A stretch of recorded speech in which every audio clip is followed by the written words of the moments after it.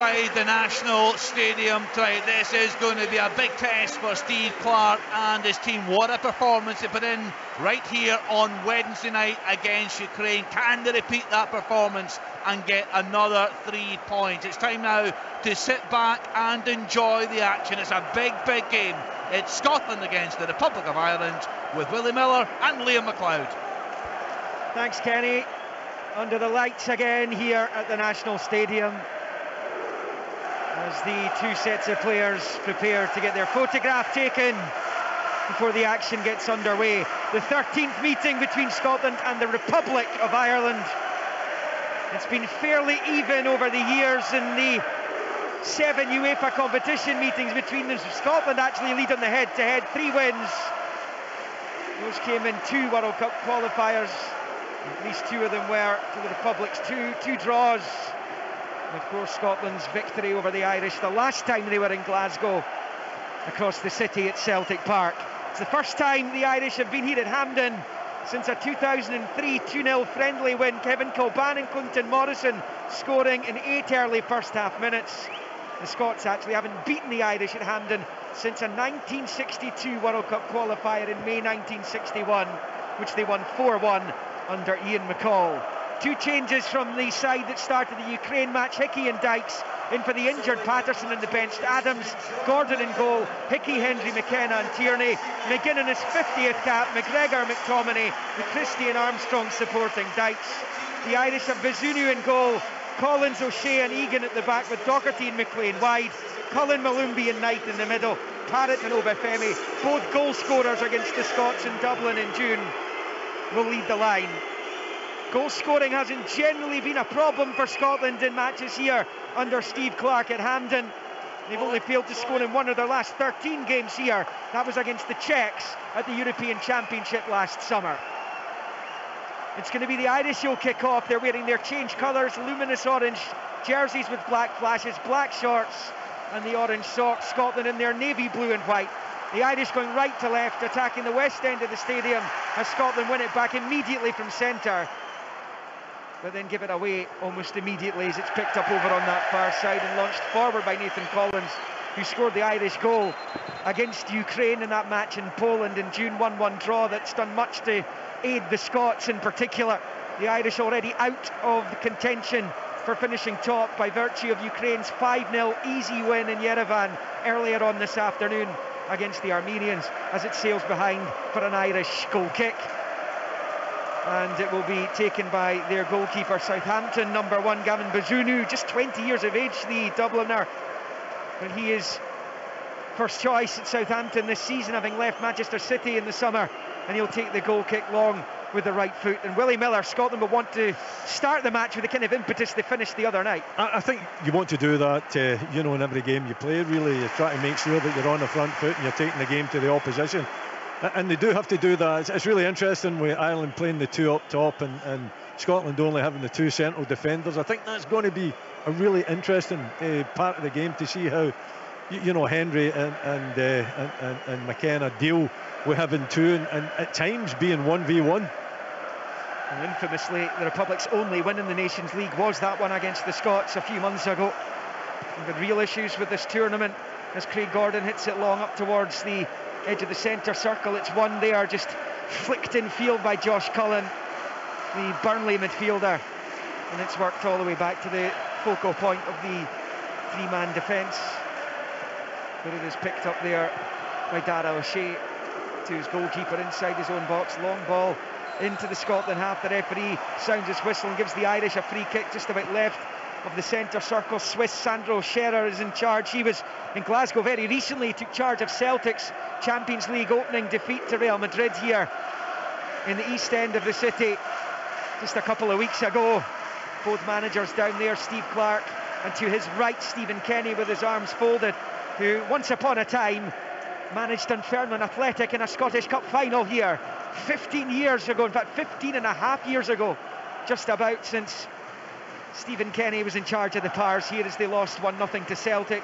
It's a long ball from Bazunu, goes all the way through to his opposite number, Craig Gordon. And it's Gordon who underarm bowls it out to this near side for Aaron Hickey. now of Brentford in the English Premier League. Back to Hendry, who's with Cremonese now on loan from Bruges in Italy. As it's picked up by McKenna, long left-footed ball into the Irish half, flicked on by Dykes. McGinn gets himself onto it and does well to work it back out wide left. The ball returned to Ryan Christie's got too much on it though, and it comes right through to Bazunu. We played 3 minutes, 0-0. I mean, it's good play. It's not really culture stuff. It's actually, twin striker play at its best there. Tall striker. And Dykes flicking it on for McGinn. And McGinn, taking that run beyond Dykes to read the fact that he's going to win that ball. Not maybe easy in the eye, but very effective. Scotland in possession deep inside their own half here with Hickey. Rolls it out to the right for Armstrong. Infield for McGinn, who is hauled to the deck there. That's going to be a free kick given away by Dara O'Shea. And it's about level with the edge of the circle inside the Scotland half. On this right-hand side, the Scots going left to right in this first half, attacking the east stand end of Hampten Park. And again, it's strong play by McGinn. He probably knew that he was going to be fouled there. Yeah, he's cute as well, John, isn't he? He knows that there's arms round him, but he goes to ground. I don't think the arms brought him to ground. It just evaded Armstrong. It just went across the byline as he was looking to shape to cross the ball for Dykes. It was behind for a goal kick to the Irish. 4-0. I think he was always struggling to get there, Liam, but it was decent play and a good run from Armstrong. Just maybe the ball overhit, he just couldn't keep it in. If he had been able to keep it in, then he's sliding in to play the ball across the face of the Irish goal. It hasn't settled down yet, the game. It's very early, first 4 or 5 minutes or so, but you would hope that the tempo might settle down a little bit and we see some passing football. Ball ends up in the midfield. Little flick back the way is decent there from Malumbi. Scotland pick it back up with McGregor, who finds McGinn. It's a long ball by McGinn. Dykes is giving chase here. It's well marshalled in the end, up though by Nathan Collins. Very good defender, promising player, but Scotland pinch it back wide in the left now with Kieran Tierney. He's got support from Christie. It's a low ball back into the penalty area, which is knocked half away to safety. And then Obafemi tries to get onto it just inside the Scotland half, but the Scots pinch it back. McTominay now for Christie, driving towards goal. He shoots, it's well wide though. The left-footed effort, he's more than capable. He's more than capable of scoring spectacular goals in this very national stadium. He's done so in cup finals in the past, Ryan Christie. 5.5 in, Scotland 0, Republic 0. It was an opportunity for him to have the strike from outside the box, but he really didn't have too many options. Lyndon Dykes was the only target there, and he had drifted towards the back post, and he didn't have much company round about him to maybe try to build it up, play a little 1-2. It is within shooting distance, but I think Ryan would be disappointed with the quality of the shot. So James McLean on this near side, little ball forward. He's been fouled. I think the ref's given him a free kick down on this near side. James McLean earning his 95th cap for the Irish. I'll tell you what, Liam. You look at that. John McGinn's come in. He just rattled him. He's went nowhere near the ball. It's definitely a free kick, but I think the referee should have had a word with him at the very least. 3 Scotland players starting tonight are booking away from missing the Ukraine match on Tuesday. McGregor, McTominay and Christie. Adams is another. He's on the bench tonight. Here's McLean on this near side. James McLean's long ball, the header from Hendry. There was a little slip by Parrott. That allows McTominay to pick it back up, and he rolls it to the edge of the centre circle for Christie, who knocks it back to Scott McKenna, who Willie might remember 5 years ago this weekend he played against Motherwell at Fir Park, and his career has not looked back ever since. Aberdeen had lost heavily in a League Cup game at Fir Park a few days before, and Derek McInnes brought Scott McKenna into the team from nowhere, and he 5 years later is earning cap number 28, and he's now an English Premier League player. Yeah, I do remember it very well. Disappointing performance from Aberdeen, and Scott being brought in for that strength. And there's Dykes with the back flick for McTominay to Dykes, back to McTominay, right hand side of the box, low ball, too close to the goalkeeper. Bazunu flops down onto it. 7 minutes in, 0-0, but it's really good build-up play by the Scots. Well, it is, and McTominay getting forward. He's one of the players that you expect just to sit there, sit back, along with McGregor, but McGregor giving the cover and inviting McTominay to get forward. Good interpassing. He'll be disappointed with the quality of the cross. He didn't really get his boot round it at all, and it was an easy take for the goalkeeper. McKenna poking it to Tierney midway inside his own half over on the north stand side. Long ball from Tierney's going to come right through to Bazunu, who, Willie, was 5 months old when Craig Gordon made his senior debut for Hearts. Up the other end of the pitch tonight. Absolutely, but you know, Craig Gordon's playing, you know, his form makes you kind of forget his age, actually. Craig Gordon, he brings off some magnificent save. His agility is still there. Good run down the right by Nathan Collins. His early ball is easy though for Craig Gordon, the aforementioned, to deal with, and he's got both gloves on it, and he bowls it all the way back out to the far side for Tierney, who'll then roll it back to the edge of his own box for McKenna. Back to Craig Gordon, first time left-footed, up towards halfway. Dykes beaten in the jump pretty well there by Collins, but it breaks McGregor's way, and the Celtic captain has found Hickey. Infield to McGregor and back to Hickey, just inside his own half, to the skipper John McGinn. 34th player to get over 50 caps for his country as his long ball goes all the way through to Lyndon Dykes, but he can't get onto it, and it's Bazunu who picks it up and bowls it out, and now it's collected here by Dara O'Shea. 12th cap for the West Brom defender. There's a little spin by Obafemi over on the far side, just rolling it out to Docherty. Once upon a time he was on loan at Hibs, going back 10 years, more so now. As McLean collects on this near side, and it's a short ball back to the edge of his own penalty area for O'Shea. Big switch out to the far side, but it's crept over the line and out for a Scotland throw-in midway inside the Irish half. In the 10th minute of the game, it's still 0-0 here. The early stages, if you're just joining us on Sportsound on 810 medium wave with BBC Radio Scotland on digital online and on BBC Radio Scotland Extra on your smart speaker, as Jack Hendry picks it up from McKenna and moves it out to Hickey on this near side. Steps into Irish territory, rolls it along the halfway line to McTominay, back to Hickey, and he goes back to Jack Hendry. Willie, are you content with the opening 10 minutes by the Scots? Yeah, I mean, there isn't really a pattern to the game. I don't think, you know, either team have really stamped their authority on it. You know, I think both have had their moments. Very few chances been created in the first 10 minutes of this game.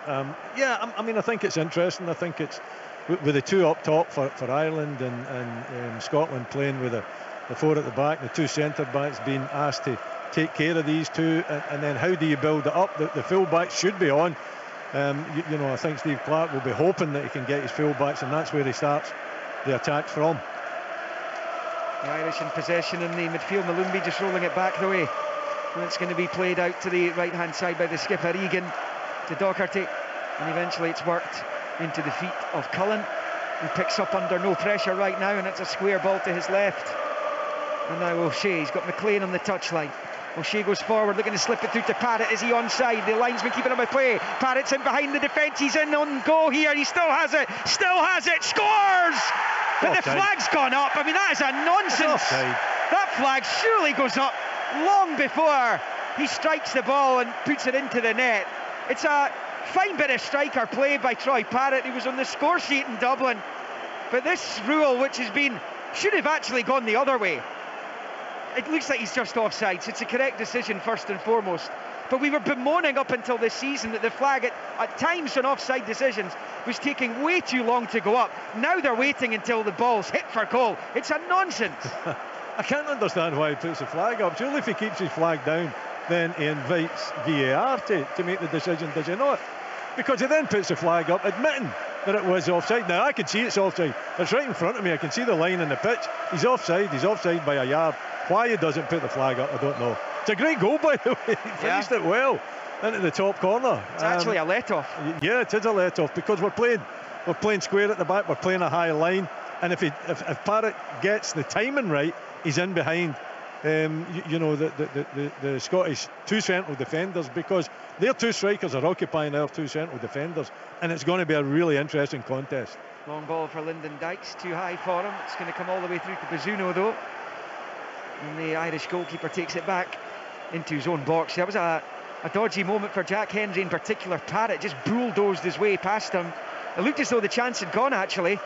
Did well, got back to standing position, and he fired it past. It took a deflection into the roof of the net. Then the flag went up.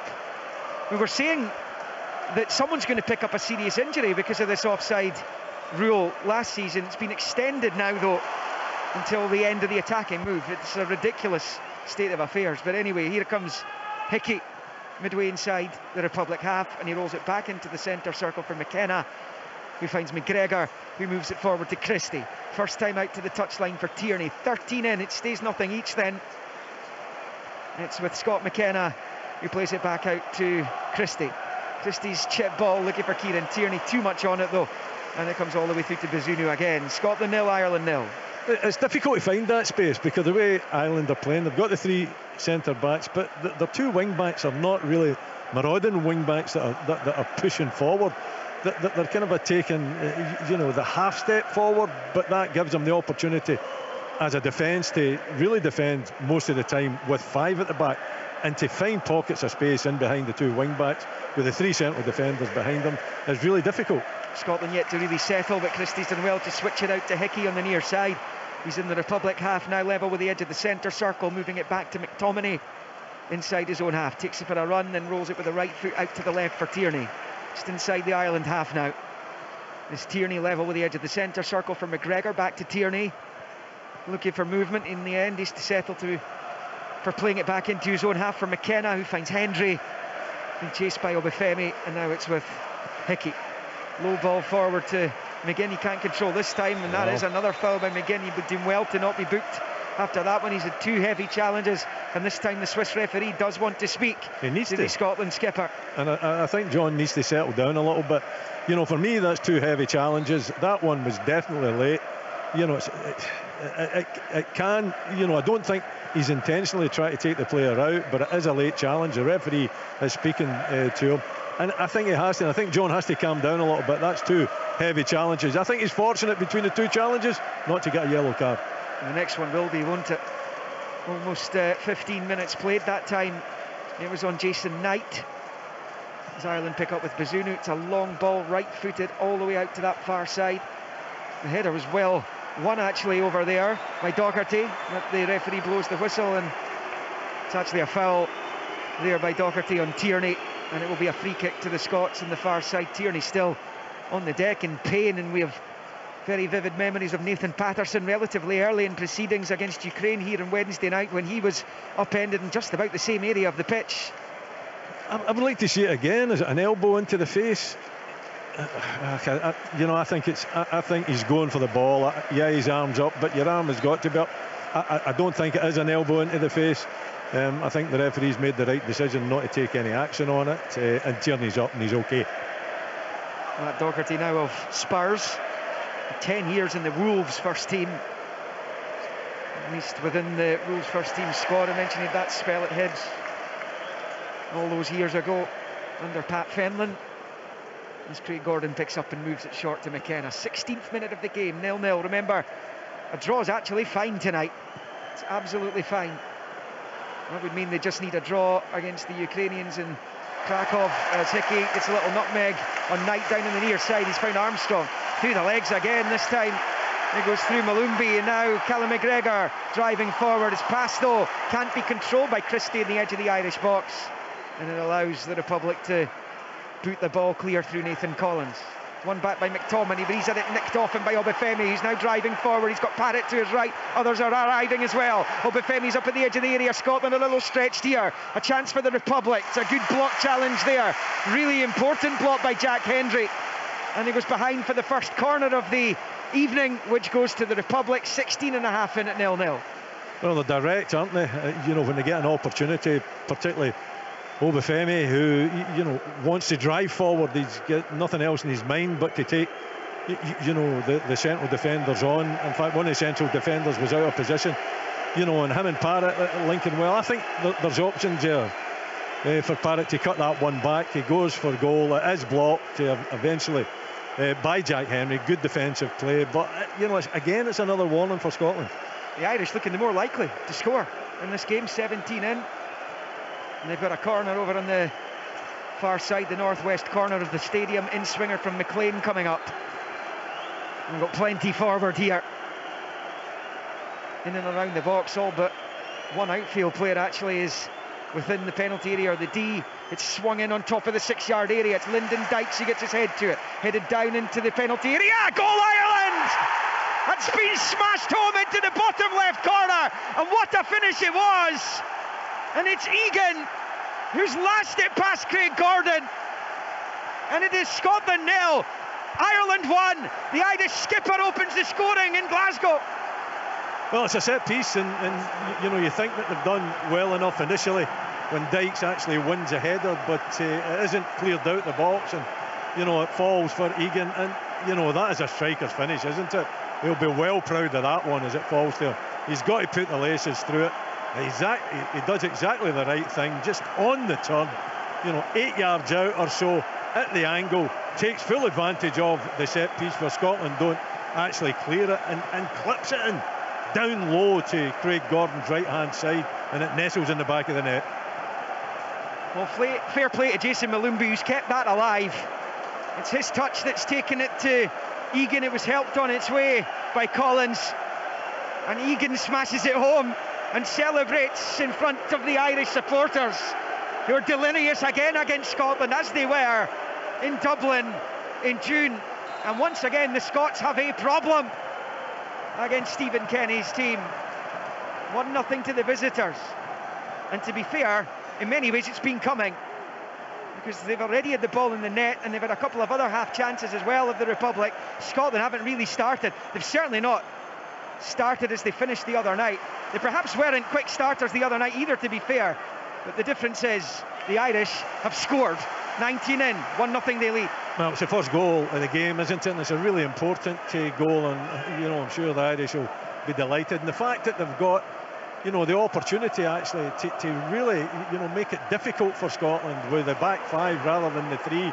You would think that they would, that's what they would do. I know it's very early in the game, only 20 minutes gone, you know, and they'll still play with the two up top, but they've been really strong, they've been well organised. Scotland haven't really been able to take advantage of the shape and using the two fullbacks, who I think have got to be better. You know, they've got to be better. That is definitely the outlet. That's where Scotland have got to build it up from. But that's a real blow for Scotland's chances tonight, and it's going to take, you know, a lot of courage and a lot of character to get back into this game. Well, they've found themselves in dark holes under Steve Clarke in the past. They've managed to at times dig themselves out of them, thinking most notably perhaps that late show against Israel. But they are behind John Egan's second international goal. The Sheffield United stalwart, his other one, actually gave them a lead against Portugal in the recent World Cup qualifying campaign. On this occasion he's given his team the lead at Hampden Park as McKenna picks up, and it's rolled square there to Jack Hendry. Maybe get John Rankin's thoughts. See Hamilton Accies boss with us this evening.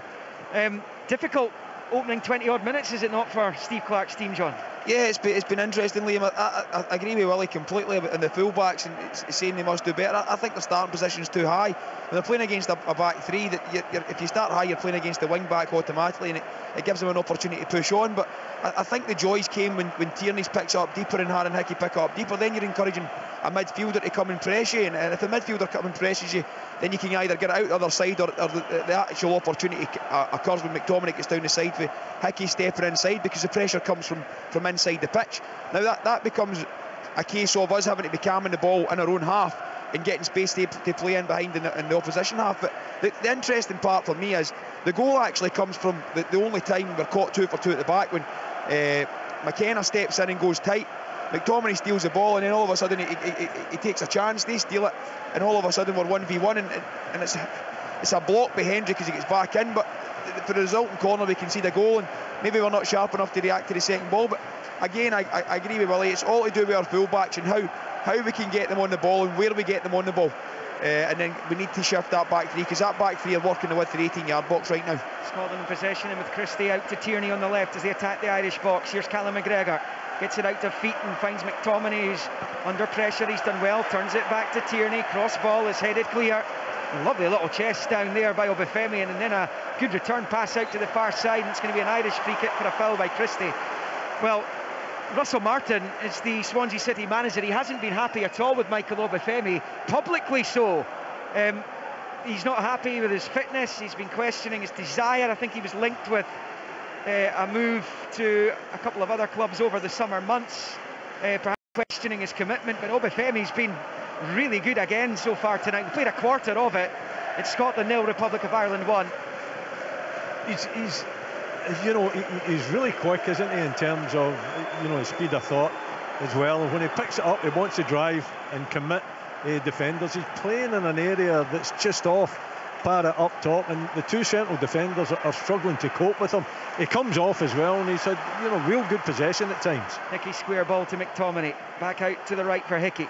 Hickey looking for support, arrives from Armstrong. Misunderstanding with Hickey though, and it's a foul by Hickey. I think the assistant's given down on this near side. Republic of Ireland will have a free kick deep inside their own half for the challenge there by Hickey on O'Shea. This is a Republic of Ireland team it's only won 4 of their last 24 away games, and those victories were against Andorra, Azerbaijan, Luxembourg and Gibraltar, and that dates all the way back to a win over Wales in the 2018 World Cup qualifiers under Martin O'Neill. So they've not been great travellers unless they've been up against the minnows of European football. But here they are, 1-0 up. They were 1-0 up against Ukraine as well in their last game, albeit they were pegged back eventually as Hendry finds McKenna. 1-0 to the Irish, 24 minutes played. If Scotland lose this game tonight, and ironically this is the one game of this triple header they could afford to lose, they would have to win in Krakow on Tuesday to top the group after Ukraine's win in Armenia earlier today. Here's McTominay driving forward, wins the throw-in on the near side. Stuart Armstrong's going to leave it to Hickey. It's funny because sometimes in a fixture like this, if you haven't been in good form, and the Republic, albeit they've had a couple of good results in their last 2 games, generally over the last few years, since probably Euro 2016, they've been out of form, out of sorts. Sometimes these kind of British/Irish matches, when you're familiar with your opposition, they play in the same divisions, same countries, it can actually bring a bit more out of you. Yeah, well, I mean, I think the challenge for Scotland now is to try and break the Irish down. They're really well organised. They play with the 2 up. They've got the 3 in the midfield. Then it's just 5 at the back now, isn't it? You know, so they're going to make it really difficult. I think Scotland have got plenty of time. They've got to show patience. They've got to try and build it up. And, you know, how do they build it up? I still feel that their best opportunity to build it up is by using the fullbacks, and the fullbacks have got to take that responsibility on. The Scotland fans over on the far side wanting a free kick, which the referee isn't interested in awarding. Scotland have it with McTominay, flashes it forward to Christie on the turn, looks up at the goal, threads it through. The shot was on for Ryan Christie. He tried to pass it to Armstrong or Dykes there, but he was almost bang on the 18-yard line with the goal screaming at him to shoot at it. In the end, it slides harmlessly wide for the goal kick. 25.5 in, Scotland 0, Ireland 1. Yeah, the strike's on, but I think Armstrong's on as well. But it's a weight of the pass. The weight of the pass is far too heavy from Christie. You know, if he just kind of rolls it, then I think Armstrong's got a chance of getting on, having a strike at goal. You know, the thought was there, but obviously taking it on himself and having the strike is the other opportunity for him. They didn't take that one. The Republican possession. O'Shea rolls it out low to McLean, back to O'Shea, and forward it comes to Cullen, and he'll knock it back to the goal scorer John Egan. 27th minute of the game. It's a long ball out towards McLean, too much on it, goes out for a Scotland throw-in, which Hickey's going to take. You do get the feeling Scotland just haven't really started in the match yet. It got away from them in Dublin, at least in that game in Dublin. John McGinn had a couple of really good opportunities which he spurned. Nothing like that so far in this one for the Scotland supporters to hang their hats on, as McKenna under pressure has put it out for, in fact stayed in play, and the Republic have it with Docherty. It's not all the way back into their own half for Egan. He was back to Bazunu. Bazunu then clips it out to this near side for James McLean. Under pressure from Armstrong as well to just nip it back to O'Shea. It's a long ball underneath, it's Parrott. His header goes straight to McTominay though. Now it's collected by Hickey, heavy touch. The break of the ball goes McGregor's way. Callum McGregor scampering forward as is his wont. Out wide right for Armstrong, it's a good ball. McGinn doesn't make clean contact and he puts it well wide. And it will stay on 27.5. Scotland 0, Republic of Ireland 1. That is without doubt our best opportunity. Well worked chance. Fantastic cross from Armstrong, wide in the right hand side. It falls to John McGinn's right foot, and he just doesn't make proper contact with it. You know, I think when it's coming across like that and it's on your weaker side, then you know you've just got to try to guide it. And he's had a swipe at it. It's similar to one of the two chances he had, you know, in the earlier game that you'll want to put by the post, one straight to the goalkeeper. In that occasion there, he's put it past the post, but it's a big chance for us. Scotland win it back in the midfield.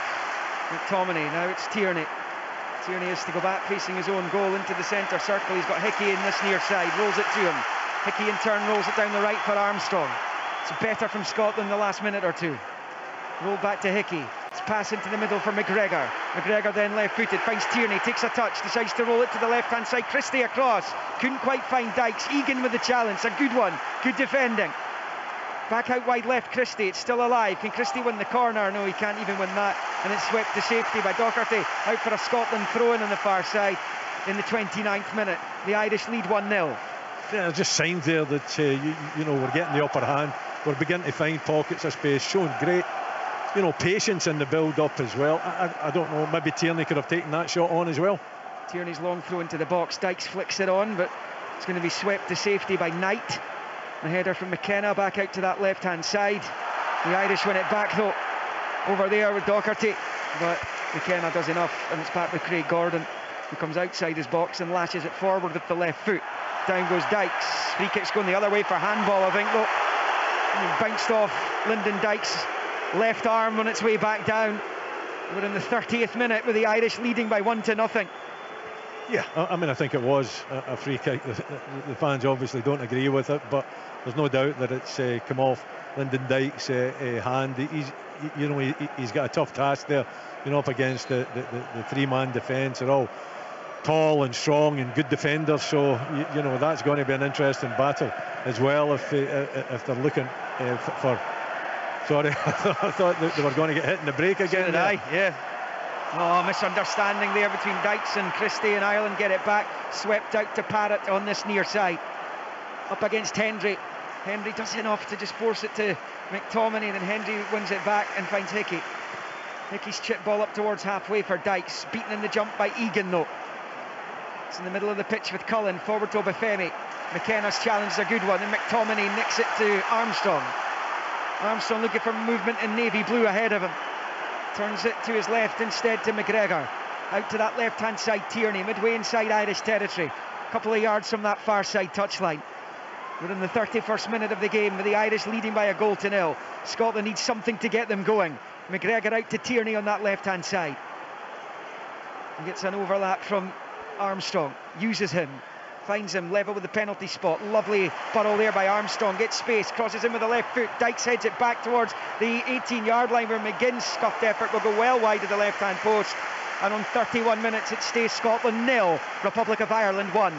Yeah, he doesn't catch that one properly either, John McGinn, but he's in good positions, isn't he? And I think he'll be encouraged to keep getting into these positions. And yeah, it's a really intelligent header back from Lyndon Dykes. He didn't have too many options there. He manages to clip it back, and John McGinn's in a good position there. If he meets it a bit sweetly, then it's a big opportunity for him. He just fluffs the shot again. It comes off, I think, the inside his boot and just goes by the post. Just watching a replay of John Egan's goal there, and the big man from Cork celebrating his second international goal, which has caused Steve Clarke a bit of a headache. The Scotland manager's down there at the edge of his technical area. You don't see Steve Clarke give much away. Stephen Kenny was whooping away in celebration when the ball hit the net, as he did with all three, which hit the back of Craig Gordon's net in Dublin. Thrown over on the far side for the Irish to be taken by Nathan Collins. He left it for Doherty actually, and into Egan. Now it's with Obafemi. He gets the break of the ball in the midfield and he's charging forward as he always seems to do. Tries to roll it out to McLean. It's picked up though by Hickey, and Armstrong goes down, and the referee sees that as a free kick as Dara O'Shea clatters him to the deck. Free kick Scotland, 1-0 Ireland. It's a very British game of football, isn't it? You know, you're not getting much time out there at all. You know, it's really, the tempo is really high. You know, it's going from end to end. It gets a little bit scrappy at times as well. I think the Irish are working really hard whenever Scotland's got the ball to try and make it a physical game. You know, so you know, we're not seeing the finer side of football. It's an intriguing game though. You know, it's a high tempo game. They've got the upper hand just now, and Scotland now are trying to just keep knocking away at the door, trying to open up their defence, which is really well organised. Here's a good run forward. Doherty, Obafemi touching it back. Parrott out wide left of the Scotland box from McLean. Digs the cross out, taking a deflection up into the air. McTominay heads it away. He was fouled by Obafemi, and Scotland will have a free kick inside their own box. 33 minutes played. Okay, it's silly by Obafemi. You know, okay, he's not going to win the aerial battle, but he gives away a free kick in a dangerous position. McTominay's still got to clear the header. You know, if he just leaves it and allows McTominay to take the header, Ireland have got plenty of men round about to win the second ball, and he gives away the free kick, and it just takes the pressure off. Tierney forward to McGregor, who shifts it back to McKenna, and the Scots hit back before half-time. Hendry playing it short to McKenna again, and then out to Kieran Tierney. Forward to McGinn, lets it go across him as he chases it down, but it comes through to Egan, who's able to boot it clear with the right foot. Tierney's clearance falls straight to Doherty, and the Irish are driving forward again. They've looked dangerous every single time they've come forward in this first half. It's out wide left with McLean, takes a touch, looks up at the box, crosses in, it's pretty deep, there's a header at goal, and Gordon throws himself to make the save, but I think there's been a free kick awarded for a foul on Tierney inside the box. There's a push. I mean, there's no doubt there is a push. I think it's Parrott, is it, at the back post on Tierney. Tierney makes the most of it, right enough. He brings his attention to the referee, but there is a little push in Tierney's back, and he goes down pretty heavily. I don't think the push actually made him go down that heavily. But again, you know, Ireland really good winning the second balls. Anything played up, they're very sharp to get on to anything that's headed back down, or try to, you know, Scotland try to play it out. So, you know, they're playing with a high intensity when you know, whenever they see the opportunity, when that ball gets played, if it's a header by a defender, if it's a header by one of their players, back down, they're onto the second ball, and then they're building that attack up, and they're looking really dangerous as well. Yeah, they've certainly been up for these games against the Scots. There are many in Ireland who have been criticising Stephen Kenny since he took the reins from Mick McCarthy. It was a long-term succession plan. Stephen Kenny was always at some point going to be in charge of the Irish national team. He's been criticised a lot, but there are many in the Republic who want him to do well and desperate for Stephen Kenny to do well. And there are signs that he's beginning to turn the ship. Not least these games against the Scots. They're giving Scotland another hard time here. We're in the final 10 minutes of the first half. Republic leading 1-0. Long ball from Tierney for Christie. Sails harmlessly out for an Irish throw-in. Level with their own penalty spot over on the far side. I think the midfield have got to show a little bit more, you know, when the full-backs are on the ball. You know, most of the time where, you know, you've got Hickey and Tierney in the ball, the only ball that they're really looking for is the one over the top into the corner, when, you know, it should be that you've got plenty of midfield players there. You've got McGregor and McTominay in particular that should be, you know, demanding the ball to try and take it off them, and that's how you build your attacks up, instead of just playing it, you know, over the top and hopeful balls rather than you know, really accurate passing movements. McTominay wins it back midway inside the Irish half. Hendry helping him out. Now it's McGregor out wide right of the box for Armstrong. Armstrong looks up, gets the cross in, and it's headed behind for Scotland's first corner of the evening. 36.5 on the clock. They are 1-0 down. Well, we hope that the corners can be as good as the ones against Ukraine, don't we? With Dykes and the aerial power that he's got. And it comes, it's flashed across to the other side, and it goes behind for another corner. There's John McGinn's floated delivery. He'll play settle for another one because it was a difficult one to attack. Such was the floatiness of the cross ball. Kieran Tierney's taken a blow inside the box, and it's the second time in the game that he's been poleaxed. I didn't see, I'm watching a replay, I didn't see anything in real time. Watching a replay, I still haven't spotted, you know, the issue. You know, in terms of much in that. It was Parrott again, wasn't it? He seems to be holding his head, and you know, you can't see any contact on the head, so it's a strange one. A little bit of attention for Kieran Tierney while Scotland set up for this second corner in quick succession. Well, there's a little tug in the shirt there, was there? But that doesn't hit your head. You know, no, it doesn't, but it could give you a penalty. Yeah, but listen, the amount of tugging that goes on in the box, if you were to give penalties for every tug in the box in the modern day game, then you'd be giving penalties all day long. I'm not too sure. As he hurt it himself as he went down, he twisted his neck perhaps. Well, it might have been a flailing boot, Willie, that's caught him.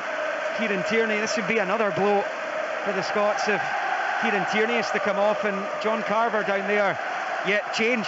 Tierney's done. Greg Taylor, I think, is going to be coming on to replace Kieran Tierney. This is another blow, but was there a pull in the jersey there when that corner was floated in by John McGinn? Another corner has been given. Greg Taylor, he's been Celtic's first choice left back this season, so Steve Clarke knows him very, very well. He trusts him.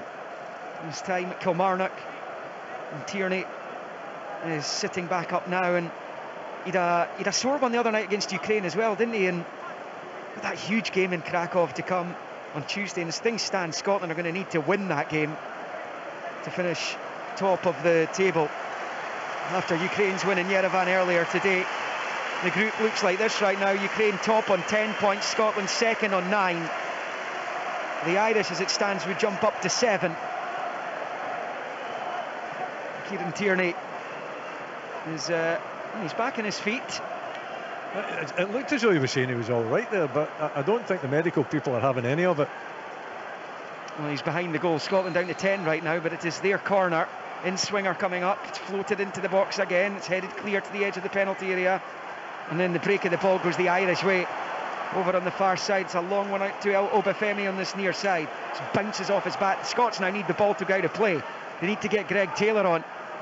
Obafemi knocking it back. Here's James McLean getting it from Cullen. Level with the edge of the centre circle. Low ball forward. Picked up here by Knight. Back out to Parrott. Scotland still down to 10 here as we go in towards the final 5. Kieran Tierney getting a warm round of applause from the Scotland supporters as Greg Taylor waits at the edge of the technical area to come on. Short ball to this near side. Knight goes back the way to Cullen, who in turn rolls it back to O'Shea. The final 5 minutes of the first half. Scotland 0, Republic of Ireland 1. Remember, a draw is fine for the Scots tonight. If they can find an equaliser and don't concede again, a point is fine. 2 draws will see them finish top of the section. They lose this, they need a win on Tuesday, and the Irish are coming forward again. Little ball towards Parrott, cut out by McKenna, and then Christie's fouled. Surely that's a free kick. Christie's bounced back up. The referee didn't seem to be motioning for a foul there. Scotland have it in any case. It's out with McGregor on the far side. As we head towards 41 minutes, there'll be a couple added on at the end, I would imagine, as McTominay moves it left to right of the centre circle for Hendry. Tierney's away up the tunnel. Andy Robertson is here in Scotland regalia tonight, injured, unable to take part in this triple header, but the captain is here watching in the stand below us. His team trails 1-0 towards the end of the first half here. It's Christie back to Armstrong, infield to McGregor, back to Armstrong. He's back into his own half for Scott McKenna. Scotland seeing a lot of the ball but going nowhere with it right now, and still the Irish have a numerical advantage. Hickey dinking it forward. Here goes Lyndon Dykes chasing after it, up against Egan. He's inside the box, he shoots, Egan blocks it brilliantly. He's claiming goal kick, but Scotland are going to get a corner here in the 42nd minute, and on comes Greg Taylor to replace Kieran Tierney. Well, that would have been something special if we'd have managed to score from that. Kind of a passage of football, very good football, patient play with 10 men too. You know, I think you would imagine that most managers would be screaming to get the ball out so they could get Taylor on the pitch, but that wasn't the case, and you know, the manager was perfectly happy to see play continue. McGinn takes it left-footed, it's too close to the keeper. Bazunu holds on easily in his goal line, and it stays 1-0 to the Irish. Saw Ryan Fraser's 2 on-point deliveries from corner kicks in the second half against Ukraine the other night. And he teed up Dykes for his double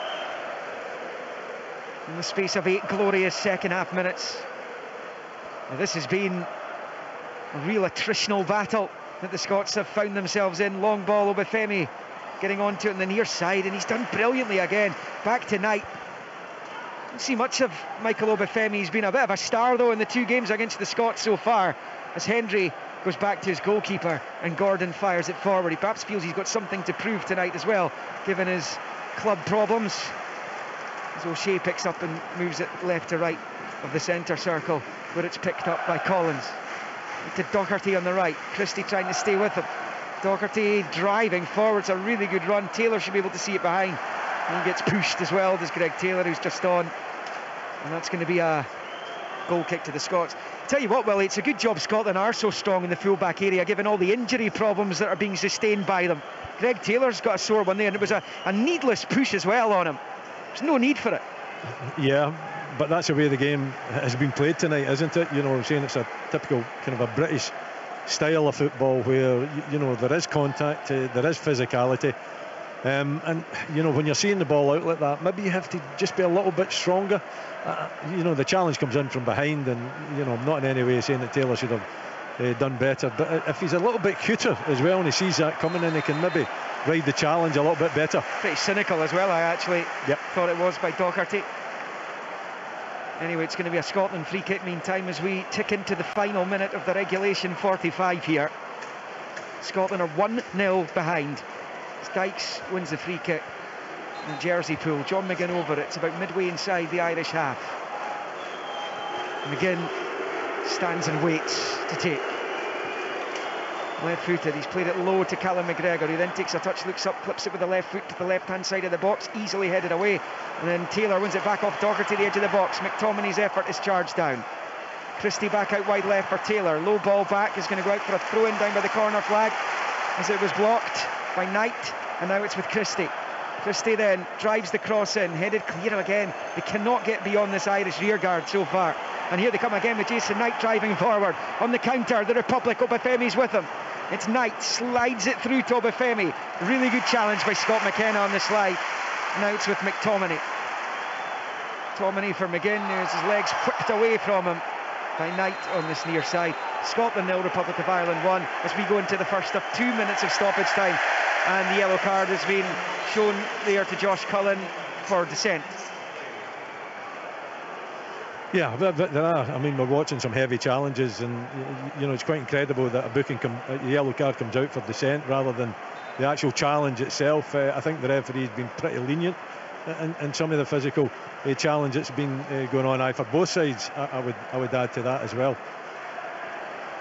Greg Taylor driving down the left-hand side. Short ball out to Christie on the touchline, midway inside the Republic half. Christie back to Taylor, now back to Christie. Former Celtic teammates, comes back to Nottingham Forest's McKenna. Now Hendry out to this near side touchline for Hickey. They've barely tested Bazunu of the Scots in this first half. As Hickey is brought down by Cullen, who was booked just a second ago. And that's what the Scotland supporters are howling about. It's a free kick only. It's no second yellow for Cullen. I think the referee's having a bit of a shocker, to be perfectly honest, because you know that is, he's nowhere near the ball. You know, it's a sliding challenge where he doesn't go near the ball. I think Hickey goes down because he's put off rather than, you know, the actual physical challenge of it. That's the only defence I could put up for the referee not showing the second yellow, but it was reckless, nowhere near the ball, and you know, in normal times you would expect that to be a yellow card. Scotland free kick then, and it's in a decent little position here. It's about 25 yards from goal. It's right to centre. There's only about 20 odd seconds left of the injury time. McGinn's over this. Can they equalise with the last kick just about of the first half? In it comes, it's headed down. Dykes was in there, but it's lashed away on the 6-yard line by Jason Knight. Really important defensive clearance. I make that just about time up as McGinn swings it to the left-hand side. It's going to go behind for the goal kick. And Scotland are going to be behind at the half-time interval here at Hampden after the elation of the win over Ukraine on Wednesday evening. The Scots find themselves in a hole against the Republic of Ireland for the second time in a few months. At least they're only the one behind at the break this time. John Egan's mashing it home. Really good finish by the big centre-back in 18 minutes. Troy Parrott had the ball in the net 6 minutes before, ruled out for offside during a little period of pressure from the Irish when they looked very dangerous every time they came forward. Obafemi's been a live wire.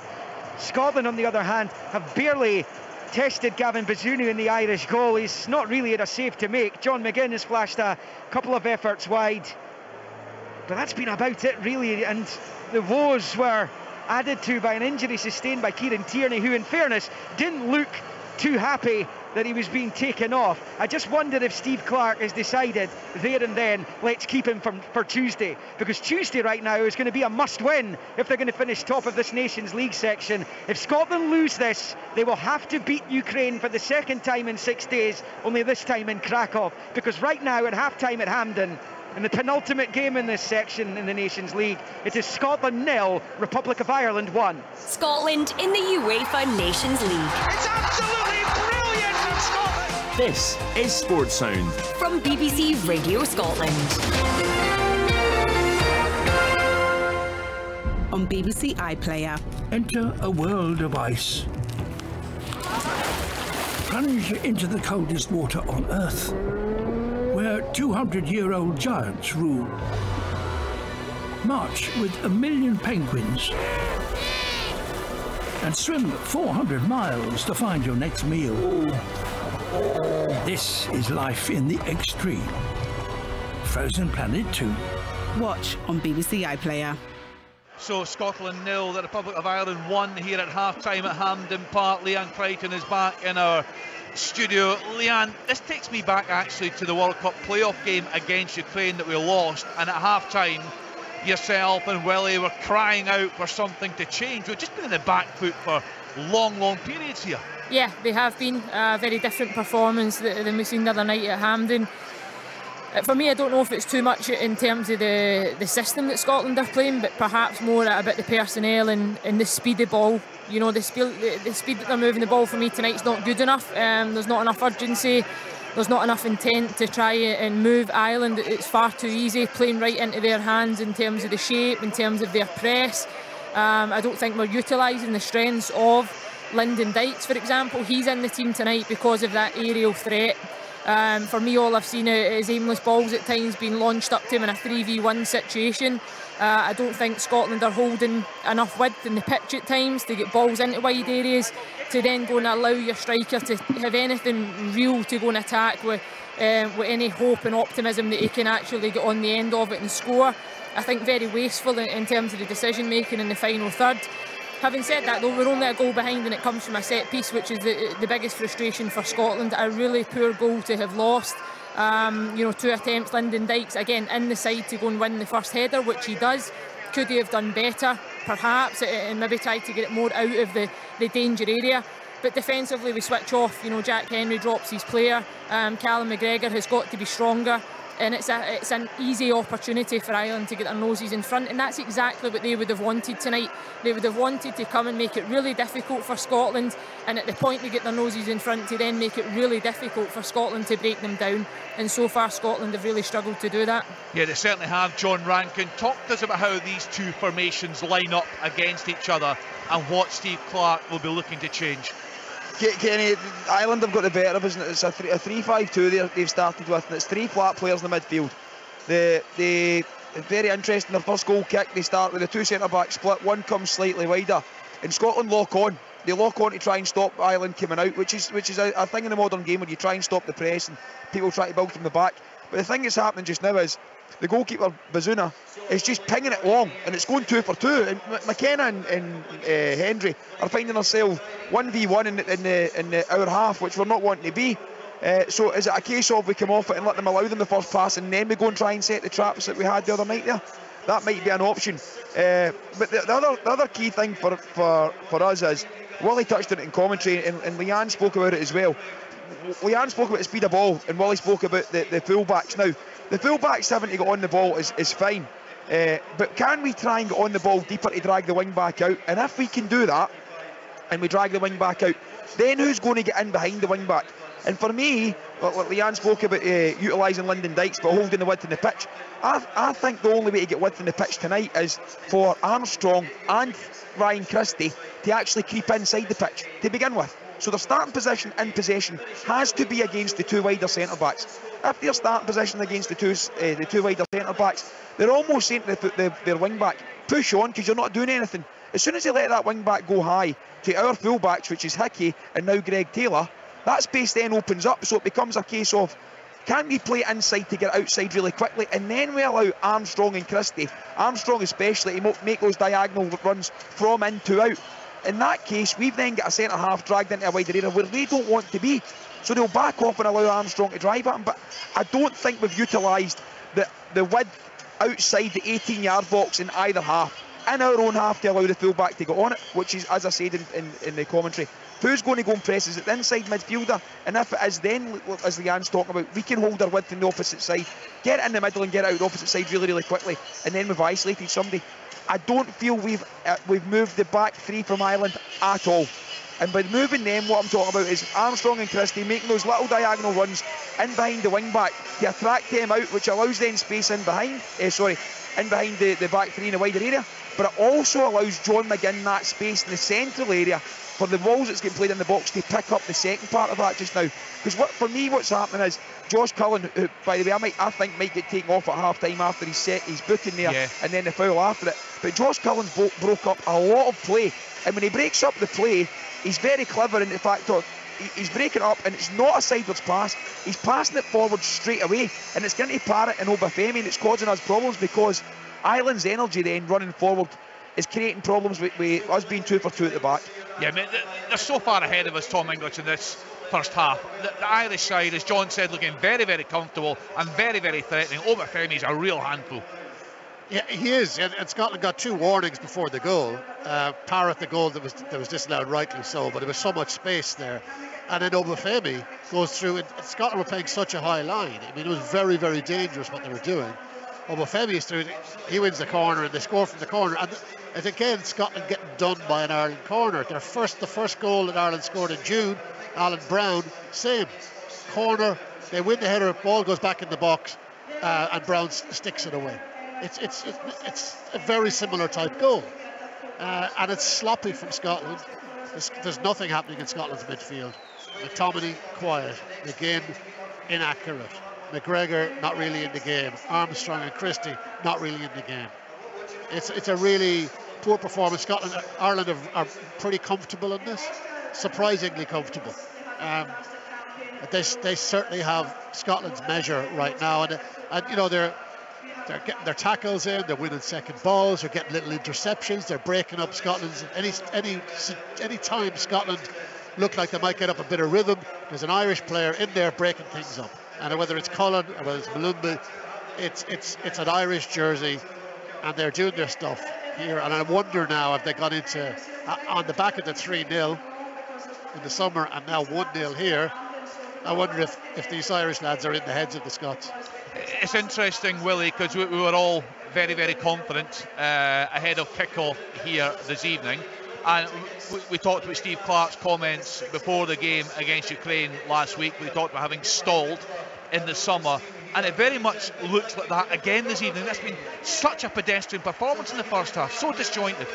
Yeah, it has been, you know, but I think you've got to give credit to the Irish, you know, and Stephen Kenny, and the way he set his team up, and he's made it really difficult for Scotland. He's nullified the midfield, there's no doubt about that, but you know, the midfield have got to show. I think the 2 players that have got time on the ball when Scotland have got it are the 2 full-backs, because the way Ireland are playing, they've got the wing-backs, but the wing-backs are sitting back making that a 5, so there is room for them.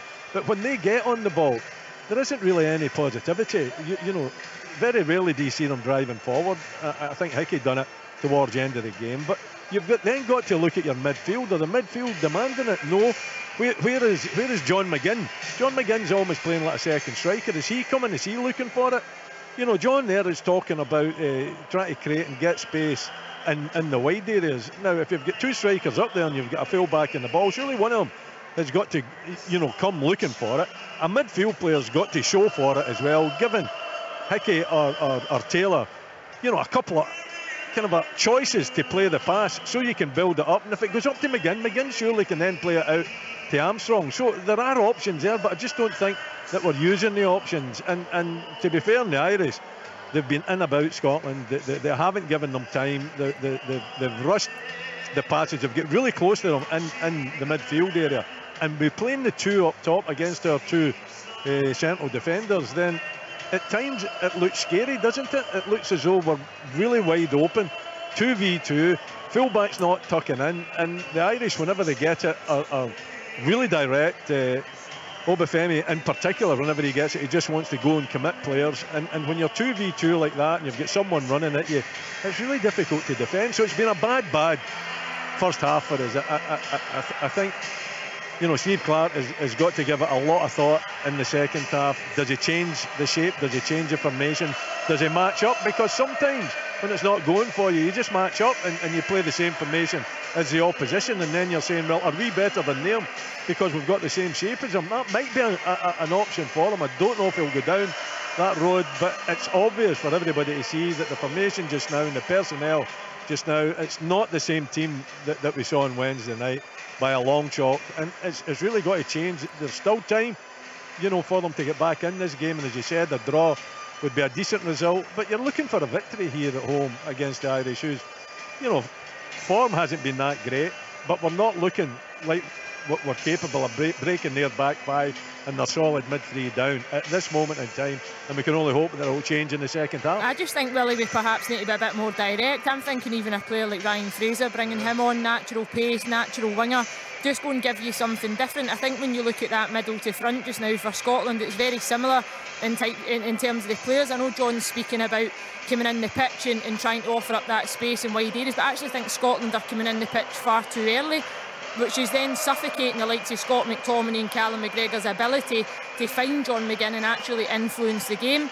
I think we need to go and make the pitch as big as we possibly can and actually create enough space for our key players to play. Billy Gilmour would be another one. I don't think Scott McTominay or McGregor has influenced the game in terms of technical ability. Going and showing for the ball, picking passes, linking the game, offering a range of passing. I think it's very, very easy just now for Ireland to just, as I say, suffocate the middle of the pitch, block all the passing channels for Scotland, and it's very easy. Everything that Ireland have had to deal with just now has been in front of them, and I think at the point we start to offer more runs in behind and really stretch them. I can only remember one occasion, I think it was Armstrong got to the byline and put a delivery in for Dykes, which was much more like the effective type of play that I think is going to cause Ireland problems. Yeah, I think the Billy Gilmour situation where, he is the type that you probably need in the midfield, because I'm really disappointed with Callum McGregor and Scott McTominay, in terms of them not taking responsibility to go and look to get the ball off the full-backs. I think Gilmour would certainly do that, and Ryan Fraser, if you stuck him wide, if he says to, maybe even Christian Fraser, just to go wide and pin their wing-backs back the park and at least give them something to think about. We're probably too narrow there, and it's far too easy for Ireland just to sit there with the back five at times, and then when they break down, they're dangerous on the break, and they're wanting to hit Scotland in the break very, very early, but we just haven't opened them up. You're right, something has to change. I think the manager has got to look at the situation and try to come up with a formation, a substitution that will change the fortunes round this evening. Still get time right enough, but we need something to happen in the second half. I think it's crying out for Fraser. Get somebody in behind, bit of pace, vary the point of attack. Nobody's going past any of these Ireland players. Yeah, no one's getting in behind these Ireland players.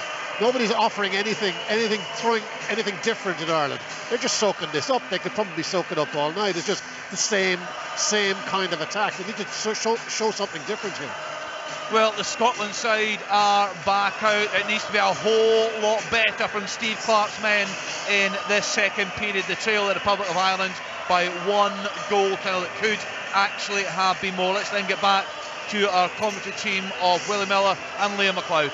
We can't emphasise enough just how important it is for Scotland to finish top of this Nations League group. It could make the world of difference when it comes to getting to Euro 2024.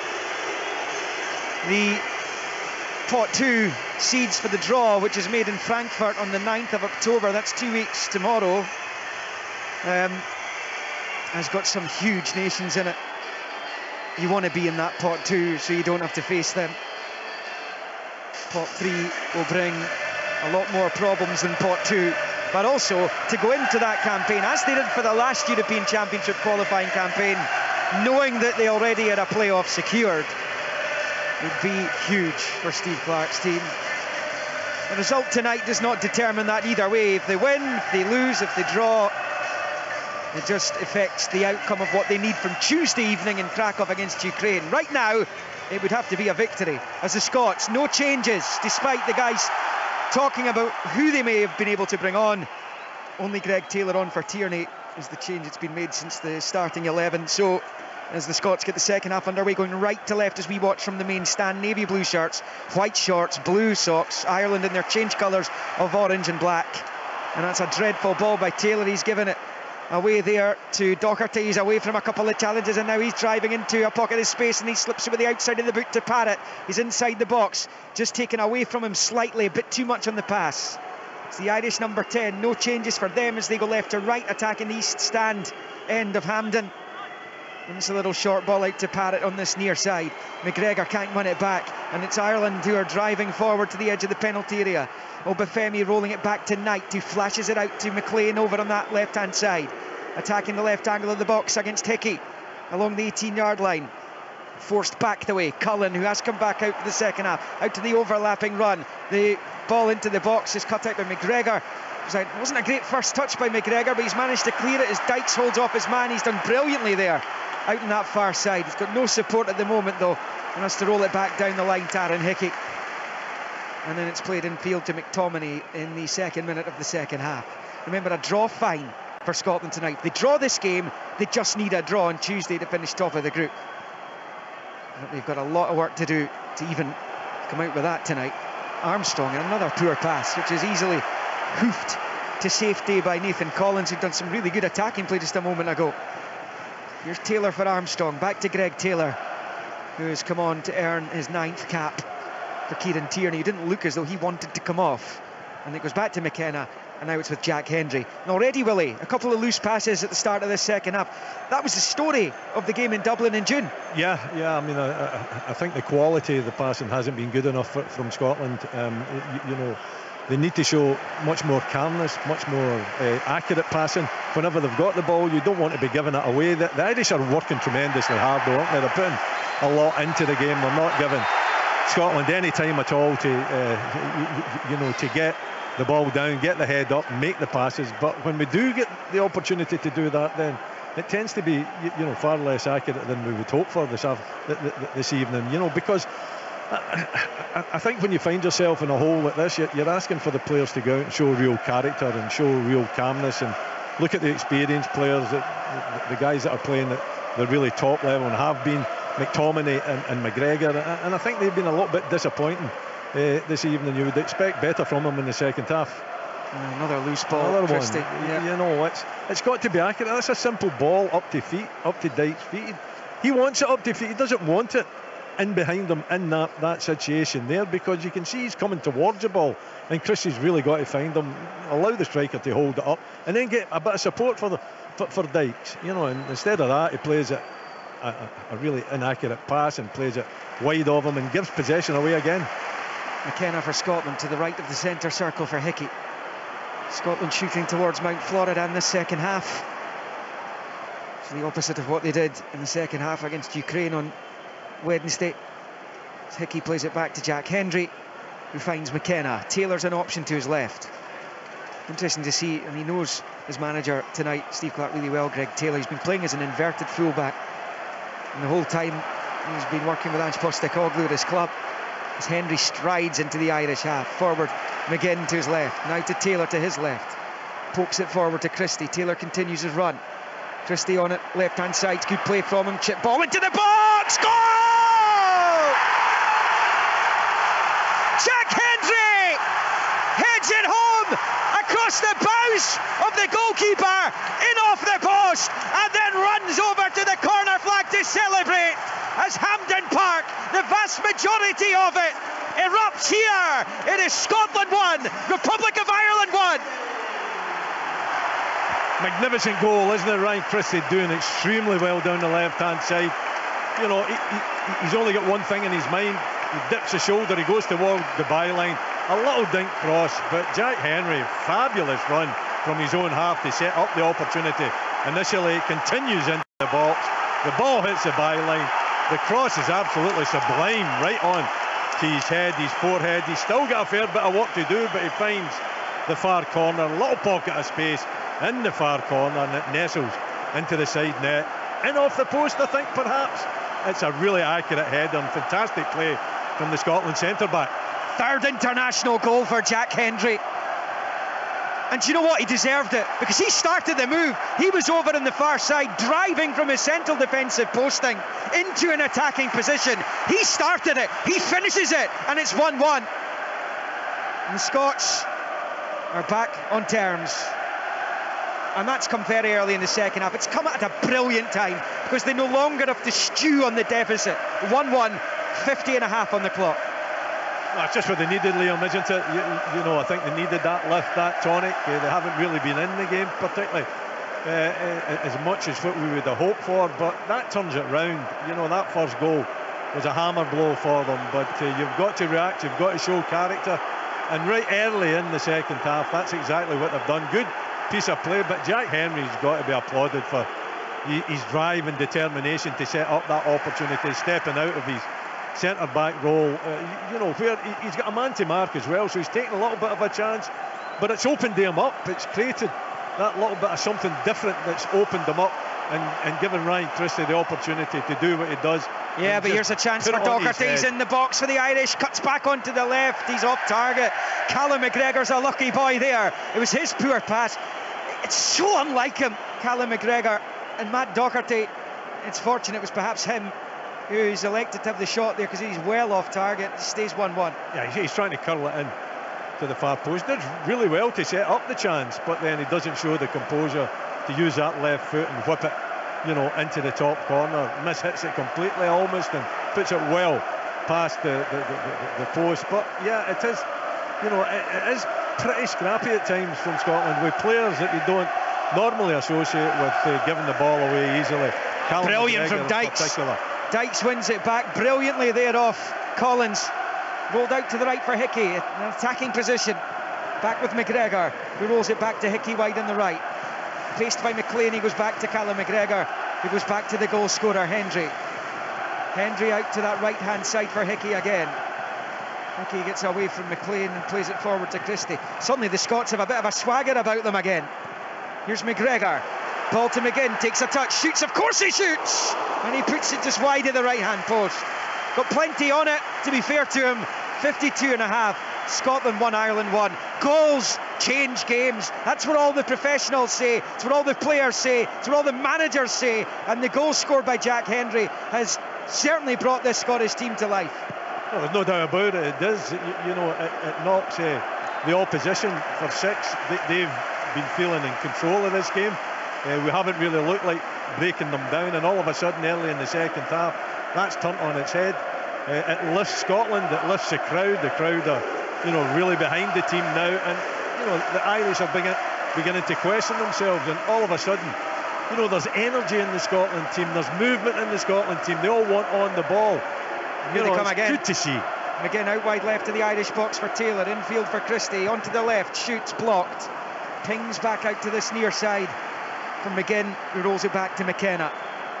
6 yards inside the Irish half to McGregor again, back to McKenna, and now with Christie out to John McGinn. 53 and a half on the clock at 1-1.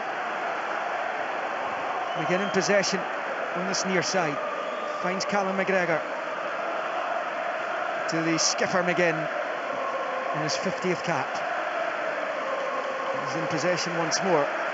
McGinn, who drew level with Maurice Johnston on 14 goals for Scotland the other night, and he opened the scoring against the Ukrainians. As Hickey picks up on the right to Armstrong, now back to McTominay. This is much better. Christie now towards the edge of the Irish box, looks up, left foot, bending ball in. It's going to sail all the way through to the other side of the box, down towards the corner flag, where Hickey picks it up, level with the Irish 6-yard line. Low ball into the box for Armstrong. Armstrong on the turn, delicate chip's going to be easily headed away by Egan, the Irish goal scorer. It's picked up by McKenna. Scotland smell blood now. It's a different team, it's a different attitude, isn't it? Everybody's wanting the ball, they're all making themselves available. There's good runs from in to out. John McGinn dropping deep at times as well. There's Callum McGregor, it's another delicate ball. Dykes takes a touch, turns, shoots, blocked. There's a good important block as well there by O'Shea. Here's McGinn, Scotland come again, Hickey in the box. It's taken away from him though. Henry picks up the scraps wide on the right, Armstrong to John McGinn.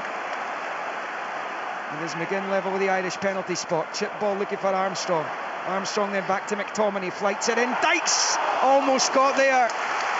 But for Nathan Collins, he would have done. Collins happy to concede the corner, which is taken quickly by Taylor to McGregor. Back to Taylor, back to McGregor.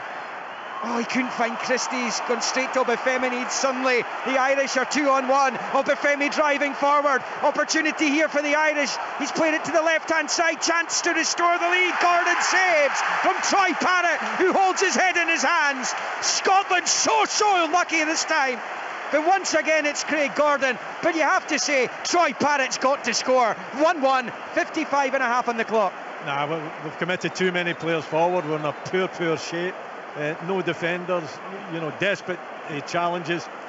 It's a great opportunity for Parrott. He's got to score there. If he lifts it at all, I think it's over the top of Craig Gordon, because Craig Gordon goes to ground pretty early, but because it's along the ground, then he manages to get his leg on it, put it out for the corner. But you need to be more disciplined. You certainly can't allow yourself to be ripped open like that at the back. Taking quick corner kicks is all well and good, but you must make sure that the door at the back is locked. And Hickey's down. It's another full-back down. It could be another change for the Scots. They've got Tony Ralston on the bench, of course. Well, what's that, 11 and a half minutes into the second half? It's been all action. Scotland have been so much better in the second half, but they could have been back behind there. It's a huge chance, isn't it? And I think it's Ryan Christie that makes the desperate. Did he get booked for that? Challenge. I think he has done, has he? I think he should have been, because he was trying no attempt for the ball. It was a professional foul he was trying to commit. As Scotland are going to have to make the change. Hickey off, Ralston on. Let's bring in John Rankin, who's watching this as well. In fact, no, let's not, because there's going to be a corner here. We will get to John in just a moment. As the Irish take the corner, it's headed away. Scots are down to 10 again right now. Picked up on the edge of the box and last high over the crossbar by Cullen from about 30 yards, and it stays one apiece. 57 minutes in. John Rankin, what have you made of it? It's been much better, Liam, much better. As Willie said, we're getting runs now from in to out, which is dragging the centre backs out.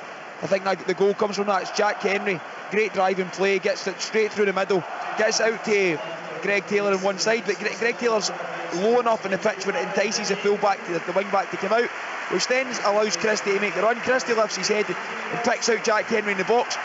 The risk of Jack Henry being in the box was worth the reward of him scoring a goal. But Aaron Hickey's actually sensed the danger when he makes that run, and it tucks round, so it's still 2 for 2 at the back. So great awareness from Hickey at the time, but a whole different tempo to Scotland in the second half. We've now got runners in behind. We've got runners making runs in behind the wing backs. We've also got John McGinn peeling off the far side. When the switcher plays on, they're allowing the build-up to play in the midfield, and John McGinn's peeling off the far side where he can get in behind their midfield, which is causing huge problems, because who comes and presses him? Is it one of the centre-backs, the middle one, the wide one? And when that happens, we're getting the switcher play. Much better from Scotland's second half. It's a double change for the Scots. Stuart Armstrong's also gone off along with Aaron Hickey. Ralston on for Hickey, and it's Ryan Fraser who's come on for Armstrong. Ralston cap number 5, Fraser cap number 24. Set up both Lyndon Dykes goals the other night against the Ukrainians. 1-1 is the score, 58 and a half on the clock.